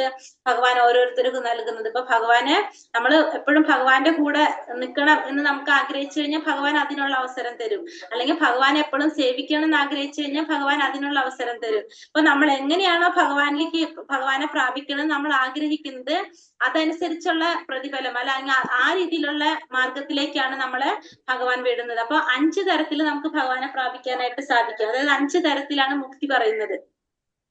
5 തരം മുക്തി പറയുന്നത് ഒന്ന് സായുജ്യം, സാമീപ്യം, സാലോക്യം, സാഷ്ട്യം, സാരൂപ്യം. ഏതൊക്കെയാണ് 5 തരം മുക്തി? ഈ 5 തരത്തിൽ നമുക്ക് ഭഗവാനെ പ്രാപിക്കാനായിട്ട് സാധിക്കും. ഒന്ന് സായുജ്യം, സാമീപ്യം, സാരൂപ്യം, സാലോക്യം, സാഷ്ട്യം. ഫസ്റ്റ് നമ്മൾ പറഞ്ഞിട്ടുണ്ട് സായുജ്യം. സായുജ്യം എന്ന് വെച്ചിട്ടുണ്ടെങ്കിൽ സായുജ്യമുക്തി നമ്മൾ പറഞ്ഞില്ലേ, ബ്രഹ്മത്തിൽ ലയിക്കുന്നതിനെ കുറിച്ച് പറഞ്ഞില്ലേ, അതാണ് സായുജ്യമുക്തി. സായുജ്യമുക്തി എന്ന് പറഞ്ഞാല് അവര് ഭഗവാനെ എങ്ങനെ ആഗ്രഹിക്കുകയാണ്, ഭഗവാന്റെ ആ പ്രകാശത്തിൽ ലയിക്കാൻ ആഗ്രഹിക്കുന്നവരാണ് അവര്. അപ്പൊ അവർക്ക് ഏത് മുക്തിയാ കിട്ടുന്നത്? അവരാഗ്രഹിക്കുന്നത് ഭഗവാന്റെ പ്രകാശത്തിൽ ലയിക്കുന്നതാണ്. അപ്പൊ അവർക്ക് കിട്ടുന്നത് ആ സായുജ്യമുക്തിയാ കിട്ടുന്നത്. മനസ്സിലാവുണ്ടോ? ആ ബ്രഹ്മത്തിൽ ലയിക്കണം എന്നാണ് അവർ ആഗ്രഹിക്കുന്നത്. അപ്പൊ അവർ ആഗ്രഹിക്കുന്നതാണ് ഭഗവാൻ അവർക്ക് കൊടുക്കുക. അപ്പൊ സ്വാഭാവികമായിട്ടും അവർക്ക് കിട്ടുന്ന മുക്തി ഏതാണ്? സായുജ്യ മുക്തി. അപ്പൊ അവര് ഭഗവാന്റെ ആ പ്രകാശത്തിൽ, ആ ബ്രഹ്മത്തിൽ ലയിക്കുകയാണ് ചെയ്യുന്നത്. അതാണ് ഫസ്റ്റ് ആയിട്ട് പറഞ്ഞത് സായുജ്യ മുക്തി. രണ്ടാമത് നമ്മൾ പറഞ്ഞു സാമീപ്യം. സാമീപ്യം എന്ന് വെച്ചാൽ എന്തായിരിക്കും? സാമീപ്യം എന്ന് വെച്ചാൽ ഭഗവാനോട് അടുക്കല്. അതെ, ഭഗവാന്റെ അരികിൽ ഇരിക്കാൻ നമ്മൾ ആഗ്രഹിക്കില്ല, സമീപത്ത് ഇരിക്കാനായിട്ട് നമ്മൾ ആഗ്രഹിക്കും. എപ്പോഴും ഭഗവാന്റെ കൂടെ ഇരിക്കണം നമ്മൾ ആഗ്രഹിക്കുകയാണെങ്കിൽ നമുക്ക് കിട്ടുന്ന മുക്തി ഏതാണ്? സാമീപ്യ മുക്തി. അത് നമുക്ക് എങ്ങനെ വേണമെങ്കിലും ആവാം. ചിലപ്പോ ഭഗവാന്റെ പാദത്തിൽ പൂവായിട്ടിരിക്കണം നമുക്ക് ആഗ്രഹിക്കാം. ഭഗവാന്റെ കഴുത്തില് ഇപ്പൊ മാലയായിട്ട് ഇരിക്കണമെങ്കിൽ നമ്മൾ അത് എപ്പോഴും നമ്മൾ ഭഗവാന്റെ കൂടെ ഇരിക്കുക. നമുക്കപ്പൊ അത് എങ്ങനെ വേണമെങ്കിലും ആഗ്രഹിക്കാം. നമ്മൾ എപ്പോഴും ഭഗവാന്റെ പാദത്തിലെ പൂവായിട്ട് നമുക്ക് ഇരിക്കണം എന്ന് ആഗ്രഹിച്ചു കഴിഞ്ഞാൽ നമുക്ക് ആത്മീയ ലോകത്ത് എന്തായിട്ട് മാറാം? നമുക്ക് ഭഗവാന്റെ പാദത്തിലെ പൂവായിട്ട് നിൽക്കാൻ സാധിക്കും. അപ്പൊ അതാണ് എന്ത് മുക്തി? സാമീപ്യം. നമ്മള് ഭഗവാന്റെ സാമീപ്യത്തിൽ ഇരിക്കുകയാണ്. പിന്നെ സാഷ്ട്യം. സാഷ്ട്യം എന്ന് വെച്ചിട്ടുണ്ടെങ്കിൽ ഭഗവാന്റെ എല്ലാ ഐശ്വര്യങ്ങളും നമുക്ക് ഉണ്ടാവും, പക്ഷെ എന്തുണ്ടാവില്ല? ഭഗവാന്റെ രൂപം നമുക്ക് ഉണ്ടാവില്ല. അപ്പൊ ശരിക്കും ആ ആത്മീയ ലോകത്തിൽ ചെല്ലുമ്പോൾ നമുക്ക് എന്തും കിട്ടാം? ഭഗവാന്റെ രൂപം, സാരൂപ്യം കിട്ടാം നമുക്ക്. ആ സാരൂപ്യം, ഭഗവാന്റെ അതേ രൂപം നമ്മൾ ആഗ്രഹിക്കുകയാണെങ്കിൽ നമുക്ക് ഭഗവാന്റെ ആ രൂപം നമുക്ക് നേടാനായിട്ട് സാധിക്കും. അപ്പൊ ഭഗവാന്റെ ആ രൂപം നേടിയിട്ട് നമുക്ക് ഭഗവാനെ സേവിക്കാനായിട്ട് സാധിക്കും. പക്ഷെ സാഷ്ട്യത്തിൽ എന്താണ്? ഭഗവാന്റെ രൂപം ഉണ്ടാവില്ല, പക്ഷെ പിന്നെന്താണ്? ഭഗവാന്റെ എല്ലാ ഐശ്വര്യങ്ങളും നമുക്ക് ഉണ്ടാകും. അങ്ങനെ നമുക്ക് ഭഗവാനെ സേവിക്കാൻ സാധിക്കുന്നതാണ് സാഷ്ട്യം. നമുക്ക് പിന്നെ സാഷ്ട്യം, അത് കഴിഞ്ഞിട്ട് നമ്മൾ സാരൂപ്യം, പിന്നെ സാലോക്യം. സാലോക്യം എന്ന് വെച്ചിട്ടുണ്ടെങ്കിൽ ഭഗവാനായിട്ട് നേരിട്ട് സമ്പർക്കം പുലർത്തുക, അതാണ് സാലോക്യം എന്ന് പറയുന്നത്. അപ്പൊ 5 തരത്തില് ഭഗവാന്റെ മുക്തി 5 തരത്തിൽ നമുക്ക് ചെയ്യാം. ഫസ്റ്റത്തെ സായുജ്യം മാത്രമാണ് എന്താണ്? സായുജ്യ മുക്തി ഭഗവാന്റെ അടുത്തേക്ക് എത്തുന്നില്ല. നമ്മൾ എവിടെ വരെ എത്തുന്നുള്ളൂ? ബ്രഹ്മം വരെ എത്തുന്നുള്ളൂ. ബാക്കി നമുക്ക് എവിടേക്ക് കടക്കാൻ സാധിക്കുന്നതാണ്? ഭഗവാന്റെ അടുത്തേക്ക് പോകാൻ സാധിക്കുന്നതാണ്. അപ്പോ ആ മുക്തികളാണ് ഏതൊക്കെ പറഞ്ഞത്? ഹരേ കൃഷ്ണ, ഏതൊക്കെയാണ് മാം പറഞ്ഞ മുക്തികൾ? സായുജ്യം, സായുജ്യം, സാരൂപ്യം, സാമീപ്യം, സാഷ്ട്യം, സാഷ്ട്യം. സാലോക്യം. സാരൂപ്യം എന്ന് പറഞ്ഞത് ഒന്നും കൂടെ പറയണേ. സാരൂപ്യം എന്ന് വെച്ചിട്ടുണ്ടെങ്കിൽ ഭഗവാന്റെ രൂപം കിട്ടുന്നത്. ഭഗവാൻ സാരൂപ്യം, സാലോക്യം പറയുമ്പോ തന്നെ നമുക്ക് മനസ്സിലാവണില്ല എന്തായിരിക്കും? സാമീപ്യം. അപ്പൊ ഭഗവാന്റെ രൂപം കിട്ടുക, ഭഗവാന്റെ അടുത്ത് താമസിക്കാൻ, ഭഗവാന്റെ അടുത്ത് നിൽക്കുക, ഭഗവാന്റെ ലോകത്ത് വസിക്കാൻ സാധിക്കുക, അതാണ് നമ്മൾ ഈ പറഞ്ഞ 5 തരത്തിൽ മുക്തി. അപ്പൊ നമ്മൾ എങ്ങനെയാണോ ഭഗവാൻ ആഗ്രഹിക്കുന്നത് അതനുസരിച്ചുള്ള പ്രതിഫലമാണ് ഭഗവാൻ നമുക്ക് തരുന്നത്.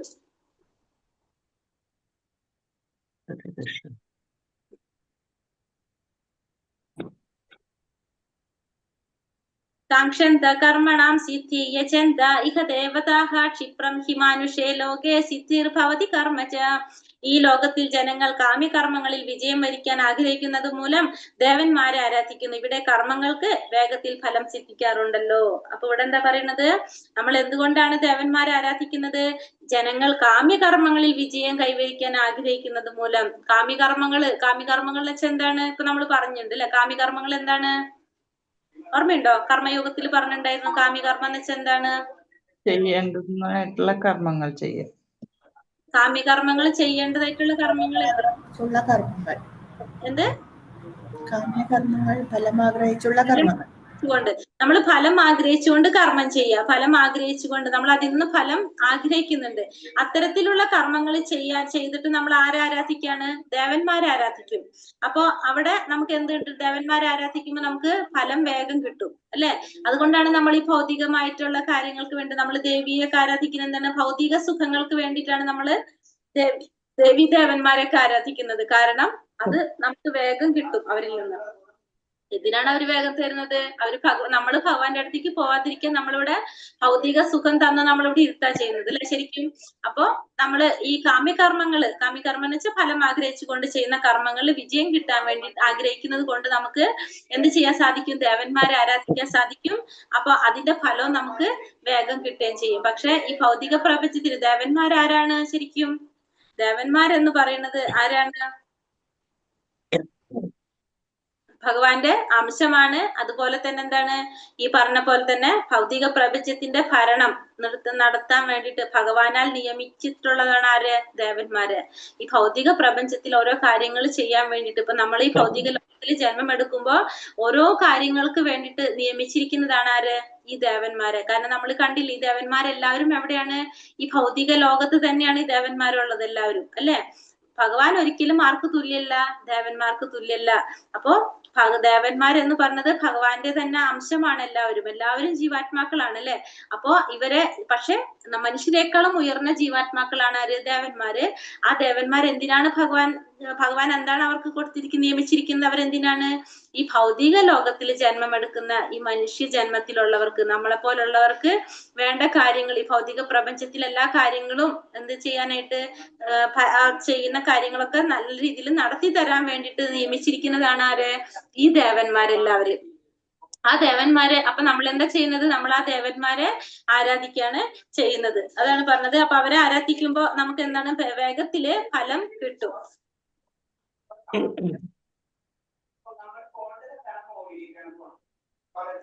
ചാതുർവർണ്ണ്യമയാ സൃഷ്ടം ഗുണകർമാ വിഭാഗശഃ തസ്യ കർത്താരമപിമാം വിദ്യാ കർത്താരമവ്യയം.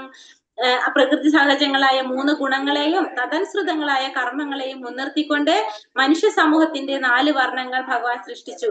ഈ വിഭാഗങ്ങളെ സൃഷ്ടിച്ചു എന്നിരിക്കലും അവ്യയനായ ഞാനല്ല അതിന്റെ കർത്താവ് എന്നറിയുക. അപ്പൊ നമുക്കറിയാം 4 ഗുണങ്ങൾ അല്ലെ, 3 ഗുണങ്ങളുടെയും പിന്നെ കർമ്മത്തിന്റെയും അടിസ്ഥാനത്തിൽ എന്താണ് ഭഗവാൻ എന്ത് സൃഷ്ടിച്ചു? 4 വർണ്ണങ്ങൾ സൃഷ്ടിച്ചു. ഏതൊക്കെയാണത് 4 വർണ്ണങ്ങള്? 4 വർണ്ണങ്ങൾ ഏതൊക്കെയാ ഭഗവാൻ സൃഷ്ടിച്ചത്? ബ്രാഹ്മണർ, ക്ഷത്രിയർ, വൈശ്യർ, ശൂദ്രർ. ബ്രാഹ്മണർ, ക്ഷത്രിയർ, വൈശ്യർ, ശൂദ്രർ അല്ലെ. ബ്രാഹ്മണർ എന്ന് പറഞ്ഞിട്ടുണ്ടെങ്കിൽ സത്വഗുണ പ്രധാനികളാണ്, ബുദ്ധിശക്തി കൂടിയവരാണ് ആര്? ബ്രാഹ്മണര്. അതുകൊണ്ട് തന്നെ അവര് അറിവ് പകർന്നു കൊടുക്കുക എന്നുള്ളതാണ് അവരുടെ ചുമതല. രണ്ടാമത്തെ വിഭാഗം ക്ഷത്രിയര്, രജോ ഗുണത്തിലുള്ളവരാണ് ക്ഷത്രിയര്. അവര് ഭരണാധികാരികളായിരിക്കും ക്ഷത്രിയര്. മൂന്നാമത്തത് വൈശ്യര് എന്താണ്? കച്ചവടമൊക്കെ നടത്തുന്ന വ്യാപാരികളായിരിക്കും അവര്. രജോ ഗുണം തമോ ഗുണം മിശ്രിതായിരിക്കും ആരില്? വൈശ്യരില്. 4ാമത്തെ വിഭാഗമാണ് ശൂദ്രര്, തൊഴിലാളി വിഭാഗമാണ് 4ാമത്തെ വിഭാഗം. ഇത് എന്തിന്റെ അടിസ്ഥാനത്തിലാണ്? കർമ്മത്തിന്റെയും ഗുണത്തിന്റെ അടിസ്ഥാനത്തിൽ. എങ്ങനെയാണ് തിരിച്ചത്? കർമ്മങ്ങളുടെയും ഗുണത്തിന്റെയും 3 ഗുണങ്ങളും അതനുസരിച്ച് ചെയ്യുന്ന കർമ്മത്തിന്റെയും അടിസ്ഥാനത്തിലാണ് എന്ത് നടത്തിയിട്ടുള്ളത്? ഈ ഒരു വേർതിരിവ് ഭഗവാൻ നടത്തിയത്. എങ്ങനെയാണത്? ബ്രാഹ്മണർ, ക്ഷത്രിയർ, വൈശ്യർ, ശൂദ്രർ എങ്ങനെ 4ആയിട്ട് തിരിക്കുകയാണ് ചെയ്തത്. അപ്പൊ ഓരോരുത്തരും ചെയ്യുന്ന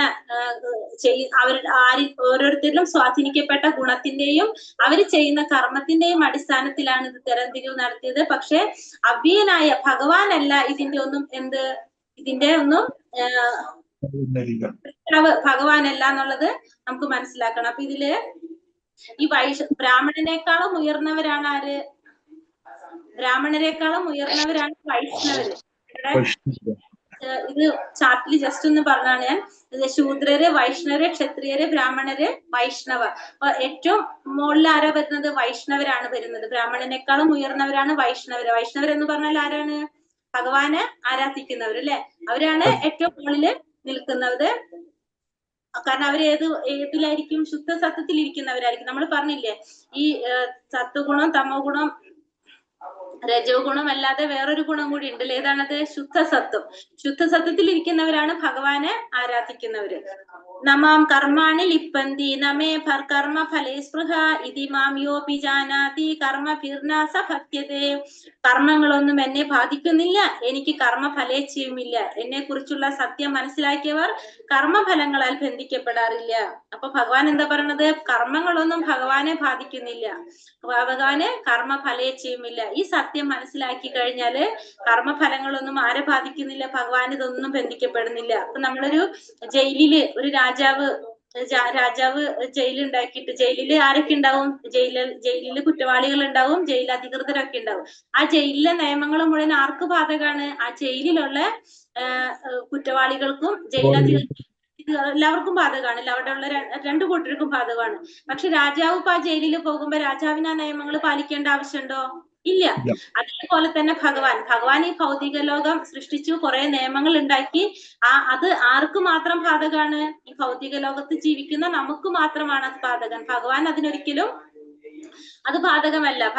ഇതൊന്നും ഭഗവാനെ ബാധിക്കുന്നില്ല. ഇപ്പൊ ഈ കർമ്മങ്ങള് അല്ലെങ്കിൽ ഈ പറഞ്ഞ പോലെ തന്നെ ഇതൊക്കെ സൃഷ്ടിച്ചിരിക്കുന്നത് നമുക്ക് വേണ്ടിയിട്ടാണ്. ഭഗവാൻ ഇതൊന്നും ബാധിക്കുന്നില്ല. ഭഗവാൻ ഇതൊന്നും എന്താ പറയണത്, ഭഗവാൻ ഇതുമായിട്ട് യാതൊരു ബന്ധവും ഇല്ല. ഇതെല്ലാതും ഈ കാർമിക് നിയമങ്ങളും കർമ്മത്തിന്റെ നിയമങ്ങളും പിന്നെ നമ്മൾ ഈ പറഞ്ഞ വർണ്ണാശ്രമ വ്യവസ്ഥകളും ഇതൊക്കെ ആർക്ക് വേണ്ടിയിട്ടാണ്?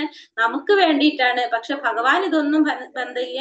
ഭഗവാൻ ഇതിന്റെ എല്ലാത്തിന്റെയും അധിപനാണ്. ഭഗവാൻ ഇതെല്ലാം ഉണ്ടാക്കിയെന്ന് മാത്രമേ ഉള്ളൂ. പക്ഷെ ഭഗവാൻ ഇതായിട്ട് യാതൊരു ബന്ധവുമില്ല. ഭഗവാൻ ഇതിന്റെ ഒക്കെ അധിപനാണെന്ന് നമുക്ക് പറയാം. ഭഗവാൻ ഈ നിയമങ്ങളൊന്നും അനുസരിക്കേണ്ട ഒരു ആവശ്യമില്ല. നമ്മളിപ്പോ ഈ ജയിലിലെ രാജാവിനെ പറഞ്ഞ പോലെ, രാജാവ് ജയിലിൽ പോയി കഴിഞ്ഞാലും രാജാവിന് അവിടുത്തെ നിയമങ്ങളൊന്നും പാലിക്കേണ്ട ആവശ്യമില്ല. രാജാവാണ് അല്ലെ? അതേപോലെ തന്നെയാണ് ഭഗവാൻ ഈ ഭൗതിക പ്രകൃതി സൃഷ്ടിച്ചു, കുറെ നിയമങ്ങൾ ഉണ്ടാക്കി എന്നല്ലാതെ ഭഗവാൻ ആ നിയമങ്ങളൊന്നും ഭഗവാനെ ബാധിക്കുന്നതല്ല. എല്ലാത്തിനും അധിപനാണ് ഭഗവാനെ കുറിച്ചുള്ള സത്യം മനസ്സിലാക്കിയവർ കർമ്മഫലം. അതുകൊണ്ട് തന്നെ ഇതൊക്കെ മനസ്സിലാക്കി കഴിഞ്ഞാൽ നമുക്ക് പിന്നെ എന്തുണ്ടാവില്ല? നമ്മള് കർമ്മഫലങ്ങളാൽ ബന്ധിക്കപ്പെടുന്നില്ല.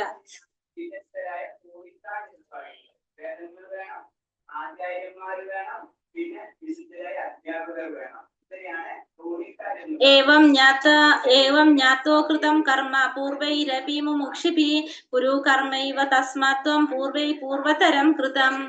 എന്റെ ദിവ്യമായ പ്രകൃതി അറിഞ്ഞിട്ടാണ് പൗരാണികരായ മുമുക്ഷുക്കൾ പ്രവർത്തിച്ചു പോന്നത്. അതുകൊണ്ട് നീ അവരുടെ കാലടികളെ പിന്തുടർന്ന് സ്വകർത്തവ്യം നിറവേറ്റുക. അപ്പൊ ഭഗവാൻ എന്താ പറയണത്?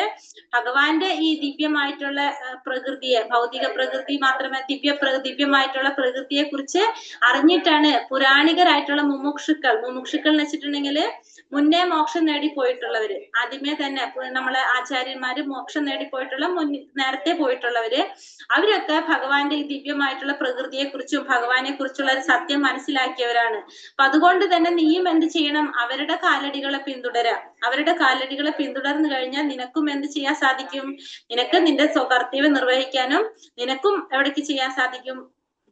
അതേപോലെ തന്നെ നിനക്കും അറിയാനായിട്ട് സാധിക്കും എന്ന് പറയാണ് ഭഗവാൻ. അപ്പൊ ഈ ദിവ്യമായിട്ടുള്ള ഭഗവാന്റെ പ്രകൃതിയെ കുറിച്ച് അറിഞ്ഞിട്ടുള്ള ഈ മുമുക്ഷുക്കള് പ്രവർത്തിച്ചു പോകുന്നത് എങ്ങനെയാണോ അതേപോലെ തന്നെ നീയും എന്ത് ചെയ്യുക? അവരുടെ കാലഗതികളെ പിന്തുടർന്നുകൊണ്ട് സ്വകർത്തവ്യം നിറവേറ്റുക. അപ്പൊ നിന്റെ കർത്തവ്യം നിറവേറ്റുക. കാരണം അർജുനൻ എന്തുകൊണ്ടാണ് അങ്ങനെ കർത്തവ്യം ചെയ്യാൻ ഇഷ്ടമില്ലാതെ നിൽക്കുന്നത്?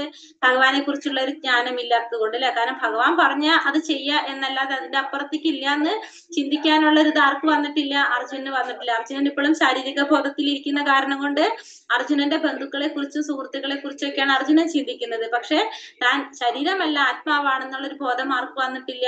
അർജുനന് വന്നിട്ടില്ല. അപ്പൊ അത് എപ്പോഴാണോ വരുന്നത് അപ്പോഴാണ് അർജുനൻ എന്ത് ചെയ്യുന്നത്? ഭഗവാനെ കുറിച്ച് ഭഗവാൻ പറയുന്നത് അനുസരിക്കാനായിട്ട് തുടങ്ങുന്നത്. അപ്പൊ അതുകൊണ്ട് ഭഗവാൻ അർജുനനോട് പറയാണ്, എന്താ പറഞ്ഞത്, ആചാര്യന്മാര്, അതായത് മുമുക്ഷുക്കള്, മുന്നേ മോക്ഷം നേടി പ്രാപിച്ചു പോയവരൊക്കെ ഭഗവാനെ കുറിച്ച് മനസ്സിലാക്കിയിട്ടാണ് അവരൊക്കെ അത് പോയത്. അതുപോലെ തന്നെ നീയും എന്ത് ചെയ്യണം? അവരുടെ കാലടികളെ പിന്തുടരാനായിട്ട് ഭഗവാൻ അർജുനനോടുകൂടെ പറയാണ് ചെയ്യുന്നത്.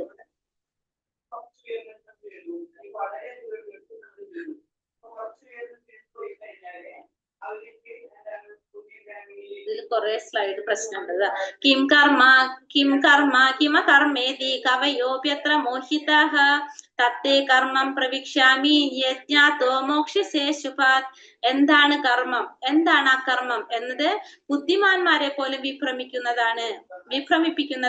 ആ കർമ്മത്തെ പറ്റി ഇനി ഞാൻ വിവരിച്ചു തരാം. അതറിഞ്ഞാൽ നീ അശുഭങ്ങളിൽ നിന്ന് മുക്തനാകും. അപ്പൊ എന്താണ് കർമ്മം, എന്താണ് അകർമ്മം എന്നത് ബുദ്ധിമാന്മാരെ പോലും എന്ത് ചെയ്യിക്കുന്നതാണെന്ന് പറയുന്നത്?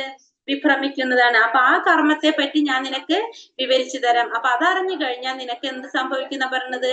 നീ അശുഭങ്ങളിൽ നിന്ന് മുക്തനാകാനായിട്ട് നിനക്ക് സാധിക്കും. അപ്പൊ കർമ്മം എന്താണ്? ഇന്നലെ ജസ്റ്റ് പറഞ്ഞിട്ടുണ്ടായിരുന്നു നമ്മള്. കർമ്മം എന്താണ്? ഓർമ്മയുണ്ടോ?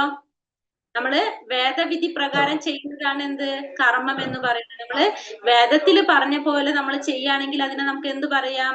കർമ്മം എന്ന് പറയാം അല്ലെ. വേദവിധി പ്രകാരം ചെയ്യുന്നത് കർമ്മം, ആ ചെയ്യുന്നവരെ കർമ്മികൾ എന്ന് പറയും നമ്മള്. ഇനി വേദത്തിൽ ചെയ്യാൻ പാടില്ല എന്ന് പറഞ്ഞ കാര്യങ്ങൾ ഉണ്ടാവും, അത് നമ്മൾ ചെയ്തു കഴിഞ്ഞാൽ അതെന്താവും? വികർമ്മമാവും. അപ്പൊ അത് ചെയ്യുന്നവര് വികർമ്മികളായിരിക്കും. പിന്നെ ഭഗവാന് വേണ്ടി ചെയ്യുന്നതാണ് എന്ത്? അകർമ്മം. അകർമ്മം എന്ന് പറഞ്ഞാൽ ഭഗവാന് വേണ്ടി ചെയ്യുക, അതിന് അകർമ്മം എന്ന് പറയാം. അവർ ചെയ്യുന്നവരെ അകർമ്മികൾ എന്ന് പറയാം. 3 തരത്തിൽ നമ്മൾ പറയും കർമ്മം. ഒന്ന് കർമ്മം, വികർമ്മം, അകർമ്മം. കർമ്മം എന്ന് പറഞ്ഞാൽ വേദത്തിൽ പറഞ്ഞിരിക്കുന്ന പ്രകാരം ചെയ്യുന്നത് കർമ്മം, വേദത്തിൽ ചെയ്യാൻ പാടില്ലാത്ത കാര്യം ചെയ്യുന്നത് വികർമ്മം, ഭഗവാന് വേണ്ടി ചെയ്യുന്നത് അകർമ്മം. 3 കാര്യങ്ങള് വേദത്തിൽ പറഞ്ഞ പ്രകാരം ചെയ്യുന്നത് കർമ്മം, വേദത്തിൽ ചെയ്യാൻ പാടില്ല എന്ന് പറഞ്ഞ കാര്യങ്ങൾ ചെയ്യുന്നത് വികർമ്മം, ഭഗവാന് വേണ്ടി ചെയ്യുന്നത് അകർമ്മം. മനസ്സിലായോ? ഈ ചെയ്യുന്നവരെ കർമ്മികൾ എന്നാണ് പറയുന്നത്. കർമ്മികള്, വികർമ്മികള്, അകർമ്മികള്. ഇപ്പൊ ഭഗവാന് വേണ്ടി ചെയ്താല് എന്താണ്? അകർമ്മം. ചെയ്യുന്നവര് അകർമ്മികള്. വേദത്തിൽ ചെയ്യാൻ പാടില്ല എന്ന് പറഞ്ഞ കാര്യം ചെയ്യുന്നത് വികർമ്മം, ചെയ്യുന്നവര് വികർമ്മികള്. വേദവിധി പ്രകാരം ചെയ്യുന്നത് കർമ്മം, ചെയ്യുന്നവര് കർമ്മികള്. മനസ്സിലാവണ്ടോ?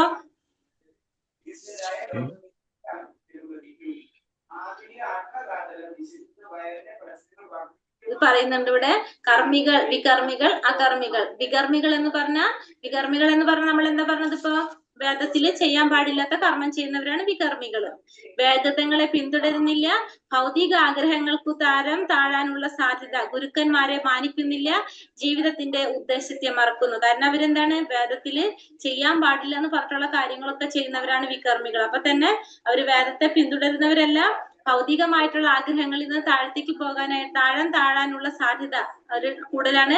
അവര് ഗുരുക്കന്മാരെ മാനിക്കുന്നില്ല, ജീവിതത്തിന്റെ ലക്ഷ്യത്തെ തന്നെ മറന്നു പോകുന്നവരാണ് ആര്?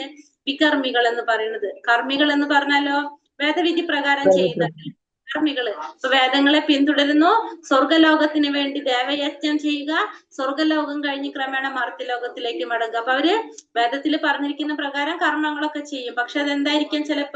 ചിലപ്പോ അവര് ഈ പറഞ്ഞ പോലെ സ്വർഗലോകത്തിലേക്ക് പോകാനുള്ള യജ്ഞങ്ങളൊക്കെ ആയിരിക്കും ചെയ്യുന്നുണ്ടാവുക. പക്ഷെ എന്നാലും വേദത്തിൽ പറഞ്ഞിരിക്കുന്ന പ്രകാരമായിരിക്കും അവര് കർമ്മം ചെയ്യുന്നതാണ് കർമ്മികള്.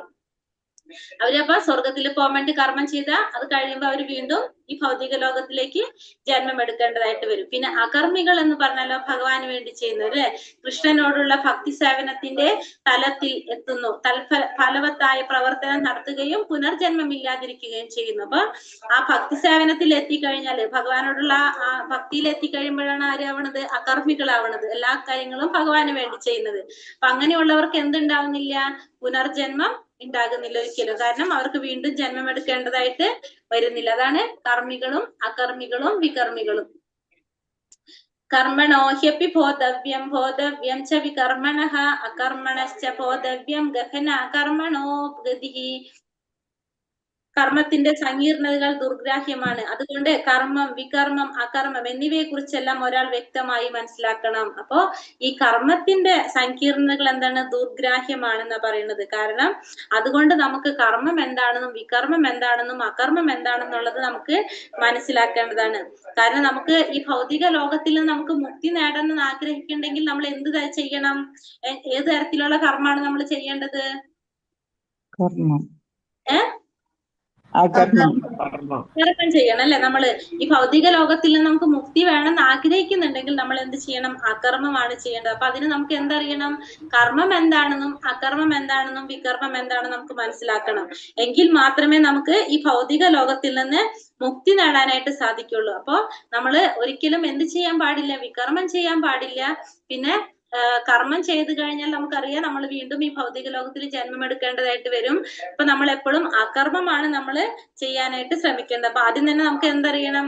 മുക്തി കിട്ടണമെങ്കിൽ നമുക്ക് അകർമ്മം ചെയ്യണം. അകർമ്മം ചെയ്യണമെങ്കിൽ നമുക്ക് ആദ്യം തന്നെ ഇത്തരം കാര്യങ്ങൾ അറിഞ്ഞിരിക്കണം. എങ്കിൽ മാത്രമേ നമുക്ക് ചെയ്യുന്നത് അകർമ്മമാണോ നമുക്ക് മനസ്സിലാക്കാനായിട്ട് സാധിക്കുള്ളൂ. അതുകൊണ്ട് തന്നെ നമ്മൾ അകർമ്മം ചെയ്താൽ മാത്രമേ നമുക്ക് മുക്തി കിട്ടുള്ളൂ. നമുക്ക് ഈ ഭൗതിക ലോകത്തിൽ വീണ്ടും ജന്മം എടുക്കാതിരിക്കാനായിട്ട് സാധിക്കുന്നുള്ളൂ. കർമ്മണ്യ കർമ്മയ പശ്യോത് കർമ്മണി ച കർമ്മയഃ സാ ബുദ്ധിമാൻ മനുഷ്യേഷു സായുക്ത കൃഷ്ണ കർമ്മകൃത്.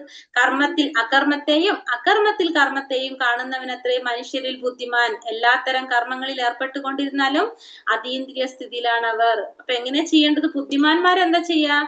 കർമ്മത്തിൽ അകർമ്മത്തെയും അകർമ്മത്തിൽ കർമ്മത്തെയും കാണും. കർമ്മത്തിൽ അകർമ്മം എന്ന് പറഞ്ഞാല് കർമ്മം എന്ന് വെച്ചാൽ എന്താണ്?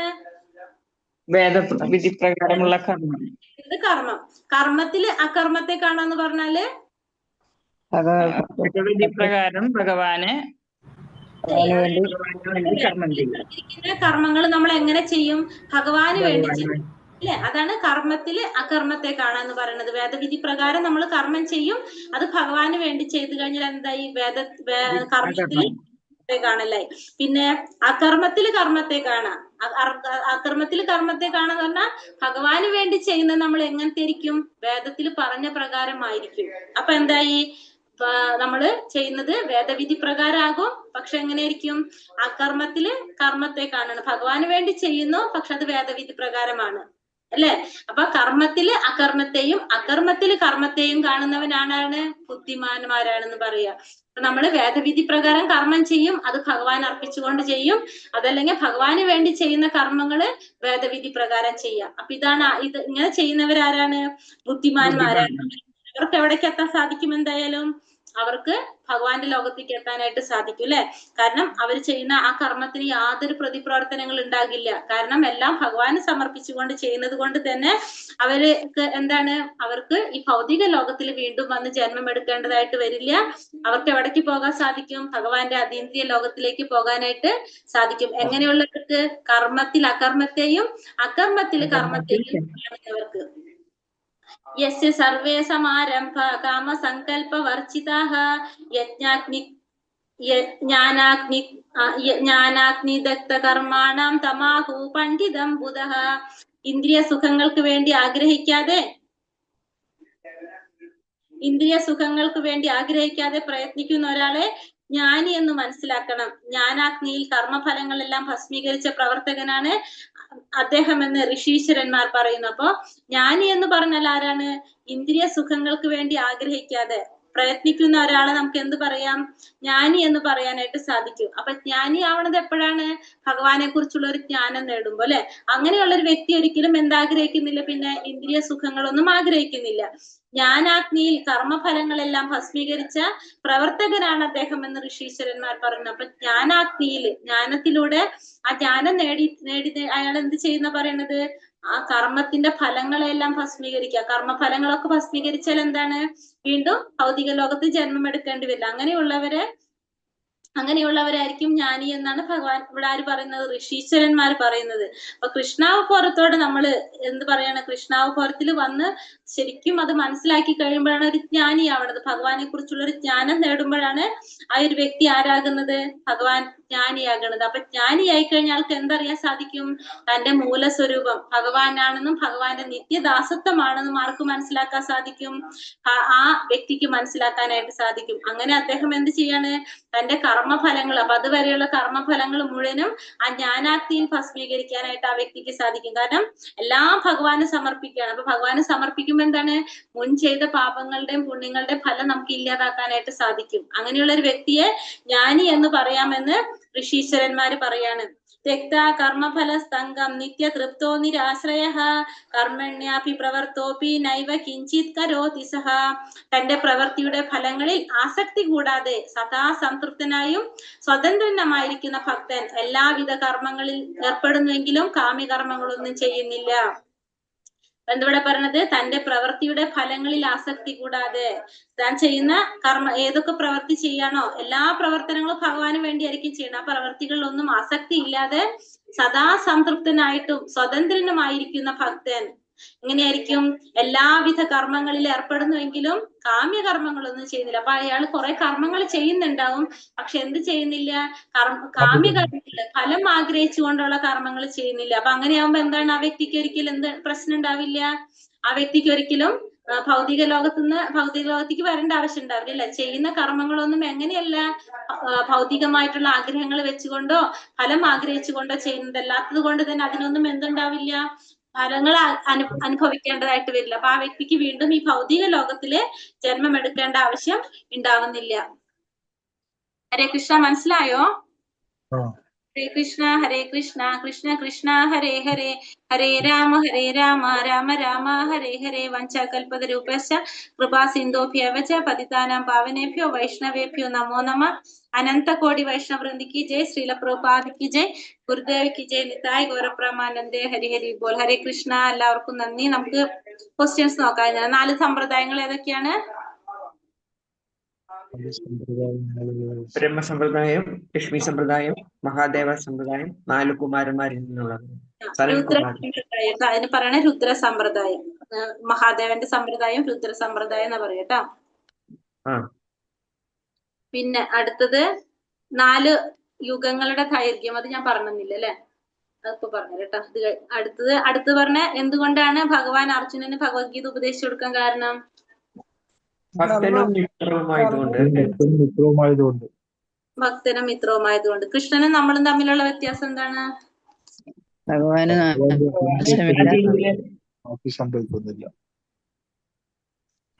അറിയാലോ അത്. ഭഗവാന്റെ അതീന്ദ്രിയമാണ്, നമ്മള്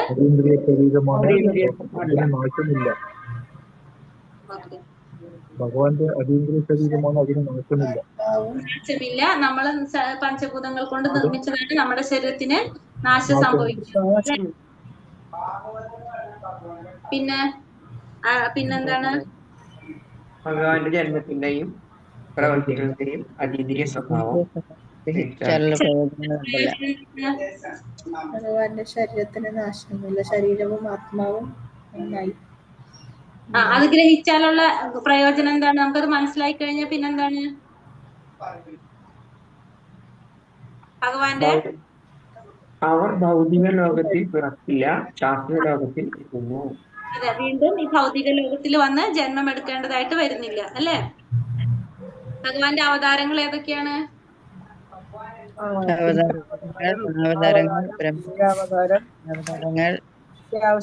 മന്വന്തരാവതാരം, യുഗാവതാരം. പുരുഷാവതാരം, ലീലാവതാരം, പുരുഷാവതാരം, ഗുണാവതാരം, മന്വന്തരാവതാരം, യുഗാവതാരം.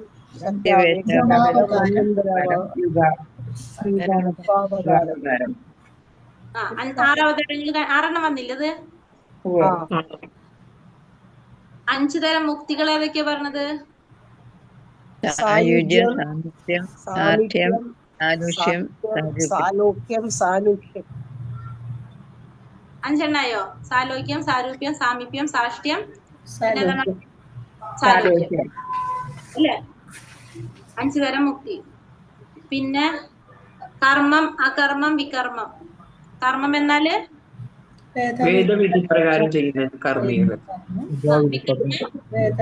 ചെയ്യാൻ പാടില്ലാത്തത് വികർമ്മം, ഭഗവാന് വേണ്ടി ചെയ്യുന്നത് അകർമ്മം. ഇങ്ങനെയുള്ള കർമ്മത്തിന്റെ പാപനം എടുത്തില്ല അതുകൊണ്ടല്ലേ ലാസ്റ്റത്തെ? എങ്ങനെയുള്ള ജ്ഞാനിക്ക് കർമ്മത്തിന്റെ പാപനം? അത് ഉത്തരം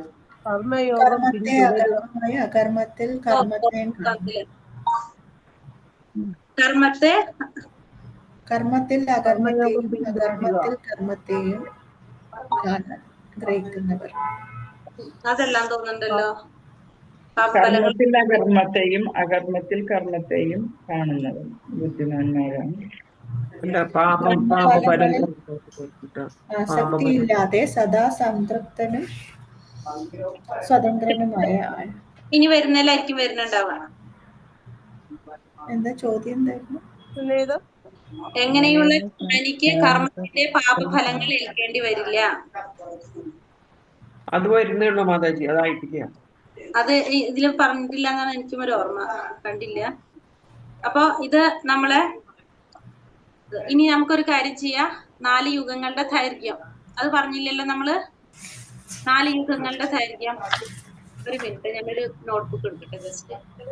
ഹരേ കൃഷ്ണ, ഒരു മിനിറ്റ് കേട്ടോ. ദ്വാപരയുഗം, കലിയുഗം.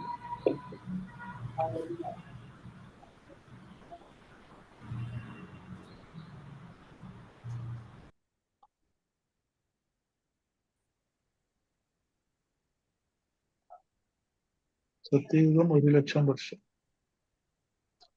ത്രേതായുഗം 10,000 വർഷം. പറഞ്ഞല്ലോ അത്. ഹരികൃഷ്ണൻ പറഞ്ഞോ? ഫസ്റ്റ് കലിയുഗം എത്ര വർഷമാണ് വരുന്നത്? 1,00,000 കൂടുതൽ. കലിയുഗം 100 വർഷം. കലിയുഗം 100 വർഷമല്ല. കലിയുഗം വരുന്നത് 4,32,000 വർഷമാണ് കലിയുഗം. കലിയുഗത്തിന്റെ ദൈർഘ്യം വരുന്നത് 4,32,000 വർഷം. അത് ബ്രഹ്മയുഗല്ലേ? അല്ല, കലിയുഗം. സത്യയുഗം 1,00,000 വർഷം. 1,00,000 ആയുസാണ് അത് നമ്മൾ പറഞ്ഞത്. മനുഷ്യരുടെ ആയുസല്ല അത് പറഞ്ഞത് 1,00,000 വർഷം. അതെ, ആയുസാണ്. കലിയുഗത്തില് 100 വയസ്സ്. കലിയുഗത്തില് നമ്മളെ ആയുസ് 1,00,000 വർഷം. കലിയുഗത്തില് നമ്മളെ ആയുസ് 100 വർഷം. അങ്ങനെ പറഞ്ഞത് ആയുസാണ് നമ്മൾ ഓരോരുത്തരെ. ഇത് കലിയുഗം എത്ര വർഷമാണ് കലിയുഗം ഉള്ളതെന്ന്. കലിയുഗം എത്ര വർഷമാണ്?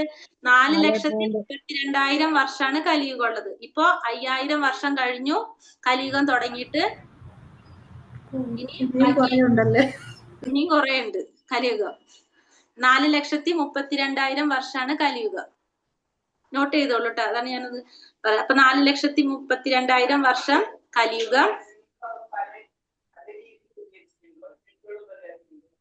അത് കഴിഞ്ഞിട്ട് എഴുതിയോ എല്ലാവരും? 4,32,000 വർഷമാണ് കലിയുഗം വരുന്നത്. 4,3,2. അതിനെ ഇൻറ്റു 2 കൊണ്ട് മൾട്ടിപ്ലൈ ചെയ്യുമ്പോൾ കിട്ടുന്നതാണ് ദ്വാപരയുഗം.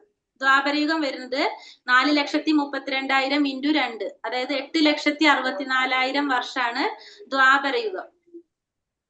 8,64,000 വർഷമാണ് ഏത് വരുന്നത്? ദ്വാപരയുഗം വരുന്നത്. 2 കലിയുഗം. ത്രേതായുഗം വരുമ്പത് കലിയുഗം ഇൻറ്റു 3, അതായത് 4,32,000 ഇൻറ്റു 3, 2,96,000 വർഷമാണ് ത്രേതായുഗം വരുന്നത്. പറഞ്ഞ മാതാജി 96, 12,96, 12,96,000 വർഷമാണ് ത്രേതായുഗം വരുന്നത്. സത്യയുഗം വരുമ്പോ 4,32,000 ഇൻറ്റു 4, 17,28,000 വർഷമാണ് സത്യയുഗം വരുന്നത്. അപ്പൊ ഇത് ചതുർയുഗം അല്ലെ? കലിയുഗം, ദ്വാപരയുഗം, ത്രേതായുഗം, സത്യയുഗം. അപ്പൊ 4 യുഗങ്ങൾ എന്ന് പറയുമ്പോ ചതുർയുഗം അല്ലെ? ഈ ചതുർയുഗം ബ്രഹ്മാവിന്റെ ഒരു പകൽ എന്ന് പറയുന്നത്. അപ്പൊ നമ്മളിപ്പോ ഇത് ഒരു ദൈർഘ്യം ഒന്നുകൂടെ പറയണേ. ഏതിന്റെ? സത്യയുഗത്തിന്റെ ദൈർഘ്യം 17,28,000. 17,28,000 ആണ് ഏത് വരുന്നത്? സത്യയുഗം വരുന്നത്. അപ്പൊ 4,32,000 കലിയുഗം. കലിയുഗത്തിലെ മനുഷ്യരുടെ ആയുസ് 100 വർഷം. അത് നമ്മൾ കണ്ടു. ഇപ്പൊ കലിയുഗത്തിന്റെ ദൈർഘ്യം പറയുന്നത് 4,32,000. പിന്നെ അത് കഴിഞ്ഞിട്ട് 8,64,000 വർഷമാണ് ദ്വാപരയുഗം വരുന്നത്. 12,864. പിന്നെ 12,96,000 ത്രേതായുഗം വരുന്നത്. 17,28,000 സത്യയുഗം വരുന്നത്. കിട്ടിയോ 4 യുഗങ്ങള്? നമ്മള് കലിയുഗത്തിലാണ്. കലിയുഗം 5,000 വർഷം കഴിഞ്ഞു. പിന്നെ ഇങ്ങനെ നടന്നുകൊണ്ടിരിക്കുക. ഇനി നമ്മള് വീണ്ടും ചിലപ്പോ വരാം അല്ലെ? 4,32,000 വർഷം ഉണ്ടല്ലോ, സമയമുണ്ട് ഇഷ്ടത്തിന് അല്ലെ? പക്ഷെ എന്നാലും നമുക്ക് ഭാഗ്യമുണ്ട്. കാരണം കലിയുഗത്തില് തുടക്കത്തിലാണ് അല്ലെ? പോകെ പോകെ പോകെ എന്താണ് കലിയുഗത്തില് പ്രശ്നങ്ങൾ കൂടിക്കൊണ്ടിരിക്കുക ചെയ്യുന്നത്. അപ്പൊ ഇനി നമ്മള് വരാതിരിക്കാനായിട്ട് ശ്രമിക്കുക. അപ്പൊ ഇത് 4 യുഗങ്ങള്. ഇപ്പൊ 4 യുഗങ്ങളെ നമുക്ക് എന്തെന്ന് പറയാം? ചതുർയുഗം എന്നല്ലേ പറയാ അല്ലെ? ഈ ചതുർയുഗം എന്ന് പറഞ്ഞാൽ 4 യുഗങ്ങളും കൂടി ചെയ്തിട്ടുള്ളത്. ഈ 4ഉം കൂടി കൂട്ടി കിട്ടുന്നത് 43,20,000 വർഷം. 43,20,000 ആണ് ഒരു ചതുർയുഗം അല്ലെ? ഒരു ചതുർയുഗമാണ് 43,20,000. ഇപ്പൊ ബ്രഹ്മാവിന്റെ ഒരു പകലെന്ന് പറയുന്നത് 4,32,000. അല്ല. ബ്രഹ്മാവിന്റെ ഒരു പകലെന്ന് പറയുന്നത് 1000 ചതുർയുഗാണ്. ബ്രഹ്മാവിന്റെ ഒരു പകലെന്ന് പറയുന്നത് 1000 ചതുർയുഗം. ഒരു ചതുർയുഗം എന്ന് പറയുന്നത് 43,20,000 വർഷാണ്. അപ്പൊ ഒരു ബ്രഹ്മാവിന്റെ ഒരു പകലെന്ന് പറയുന്നത് 1000 ചതുർയുഗാണ്. അപ്പൊ നോക്കിയേ, കലിയുഗം എത്ര 1000 പ്രാവശ്യം വരണം, ദ്വാപരയുഗം 1000 പ്രാവശ്യം വരും, ത്രേതായുഗം 1000 പ്രാവശ്യം വരും, സത്യയുഗം വരും അല്ലെ. അതായത് 1000 പ്രാവശ്യം ഈ ചതുർയുഗം വന്നാലാണ് ബ്രഹ്മാവിന്റെ ഒരു പകലാകുന്നത്. അപ്പൊ 43,20,000 ഇൻറ്റു 1000 അല്ലെ, അതാണ് ബ്രഹ്മാവിന്റെ ഒരു പകല്. ചിന്തിച്ചു നോക്കിയേ. അപ്പൊ ബ്രഹ്മാവിന്റെ ഒരു പകൽ എന്ന് പറയുന്നത് ഈ ചതുർയുഗത്തിന്റെ 1000 ചതുർയുഗമാണ് ബ്രഹ്മാവിന്റെ ഒരു പകല്. ആ പകലിനെ പറയുന്ന പേരാണ് കൽപ്പം. ബ്രഹ്മാവിന്റെ ഒരു പകലിനെയാണ് നമ്മള് കൽപ്പം എന്നാണ് പറയുന്നത് അതിന്. അപ്പൊ ബ്രഹ്മാവിന്റെ രാത്രിയും അത്രയും തന്നെ വരുമല്ലോ, 1000 തന്നെ. അപ്പൊ ബ്രഹ്മാവിന്റെ ഒരു ദിവസം എന്ന് പറയുന്നത് എത്രയായിട്ട് മാറും? രണ്ടും കൂടെ ചേരും, ചതുർയുഗം പ്ലസ് 1000 ചതുർയുഗം അല്ലെ. രാത്രിയും വരും പകലും വരും, അത്രയും തന്നെ അല്ലെ, 2000 ചതുർയുഗം. അപ്പൊ ബ്രഹ്മാവിന്റെ ഒരു ദിവസം എന്ന് പറയുന്നത് 2000 ചതുർയുഗമാണ് ബ്രഹ്മാവിന്റെ ഒരു ദിവസം. 2000 ചതുർയുഗമാണ് ബ്രഹ്മാവിന്റെ ഒരു ദിവസം. അപ്പൊ ഒരു പകലിനെയാണ് നമ്മ കൽപ്പം എന്ന് പറയുന്നത്. അപ്പൊ ബ്രഹ്മാവിന്റെ ഒരു ദിവസം എന്ന് പറയുന്നത് 2000 ചതുർയുഗം. 2000 പ്രാവശ്യം ഈ ചതുർയുഗം ഇങ്ങനെ വരുമ്പോഴാണ് ബ്രഹ്മാവിന്റെ ഒരു ദിവസമാകുന്നത്. മനസ്സിലായോ? പിന്നെ അത് കൂടാതെ ബ്രഹ്മാവിന്റെ ഒരു വർഷം കാണാനായിട്ട്, അതായത് ബ്രഹ്മാവിന്റെ ആയുസ് നമ്മൾ അറിയാം എത്രയാണ്? ബ്രഹ്മാവിന്റെ ആയുസ് 100 വർഷമാണ് ബ്രഹ്മാവിന്റെ ആയുസ്. അത് നമ്മളെ മനുഷ്യഗണിത പ്രകാരം നമ്മൾ കണക്ക് കൂട്ടി വരുമ്പോ ഇപ്പൊ ഈ കണക്ക് വരുന്നതാ കേട്ടോ. അപ്പോ ബ്രഹ്മാവിന്റെ ഒരു ദിവസം ആയിട്ടുള്ളൂ ഇപ്പൊ നമുക്ക് അല്ലെ. 43,20,000 ഇൻറ്റു എത്രയാണ് വന്നത്? 2000. ഒരു ദിവസമല്ലേ ആയിട്ടുള്ളൂ. ബ്രഹ്മാവിന്റെ ഒരു ദിവസം നമുക്ക് കിട്ടിയിട്ടുള്ളൂ ഇപ്പൊ. ആണോ? അല്ലേ? അല്ലേ? കൺഫ്യൂഷൻ. 2000 365. പക്ഷെ 365 നമുക്കാണ്. ദേവവർഷത്തിൽ 360 നമ്മളെ പ്രകാരമാണ് 365 ഒരു വർഷം ദിവസം വരുന്നത്. ദേവന്മാരുടെ എങ്ങനെയാണ്? 360 അവർക്ക്. അപ്പൊ ഇൻറ്റു 360. അപ്പൊ എന്തായി? ഒരു വർഷമായി അല്ലെ. അപ്പൊ അത് ഒരു വയസ്സായി. അപ്പൊ 72 അല്ലേ. അങ്ങനെ 100 വർഷമാണ് ബ്രഹ്മാവിന്റെ ആയുസ്. ഇൻറ്റു 100. അപ്പൊ കിട്ടുമല്ലോ ഒരു നമ്പർ. അത്രയാണ് ബ്രഹ്മാവിന്റെ ആയുസ് വരുന്നത്. അപ്പൊ ഈ ബ്രഹ്മാവിന്റെ ഒരു ദിവസത്തില് തന്നെ പ്രളയം സംഭവിക്കുന്നുണ്ട്. ബ്രഹ്മാവിന്റെ ഓരോ ആയുസ് കഴിയുമ്പോൾ അപ്പോഴും സംഭവിക്കുന്നുണ്ട്. അപ്പൊ ഇതൊക്കെ ഒരു പകല് കഴിയുമ്പോ, ഒരു ദിവസം കഴിയുമ്പോ, ഇപ്പൊക്കെ നമുക്ക് മഹാപ്രളയം, പ്രളയം എന്നൊക്കെ നമ്മൾ കേട്ടിട്ടില്ലേ? അതൊക്കെ ഈ ബ്രഹ്മാവിനെ ഡിപ്പെൻഡ് ചെയ്തുകൊണ്ട് വന്നോണ്ടിരിക്കുക. അപ്പൊ ബ്രഹ്മാവിന്റെ ഒരു ദിവസം, ബ്രഹ്മാവിന്റെ ഒരു പകല്, ഇതൊക്കെ കഴിയുമ്പോൾ ഇതൊക്കെ സംഭവിച്ചു. അതായത് ഓരോ ചതുർയുഗം കഴിയുമ്പോഴും ഓരോ കലിയുഗം കഴിയുമ്പോഴുണ്ട്.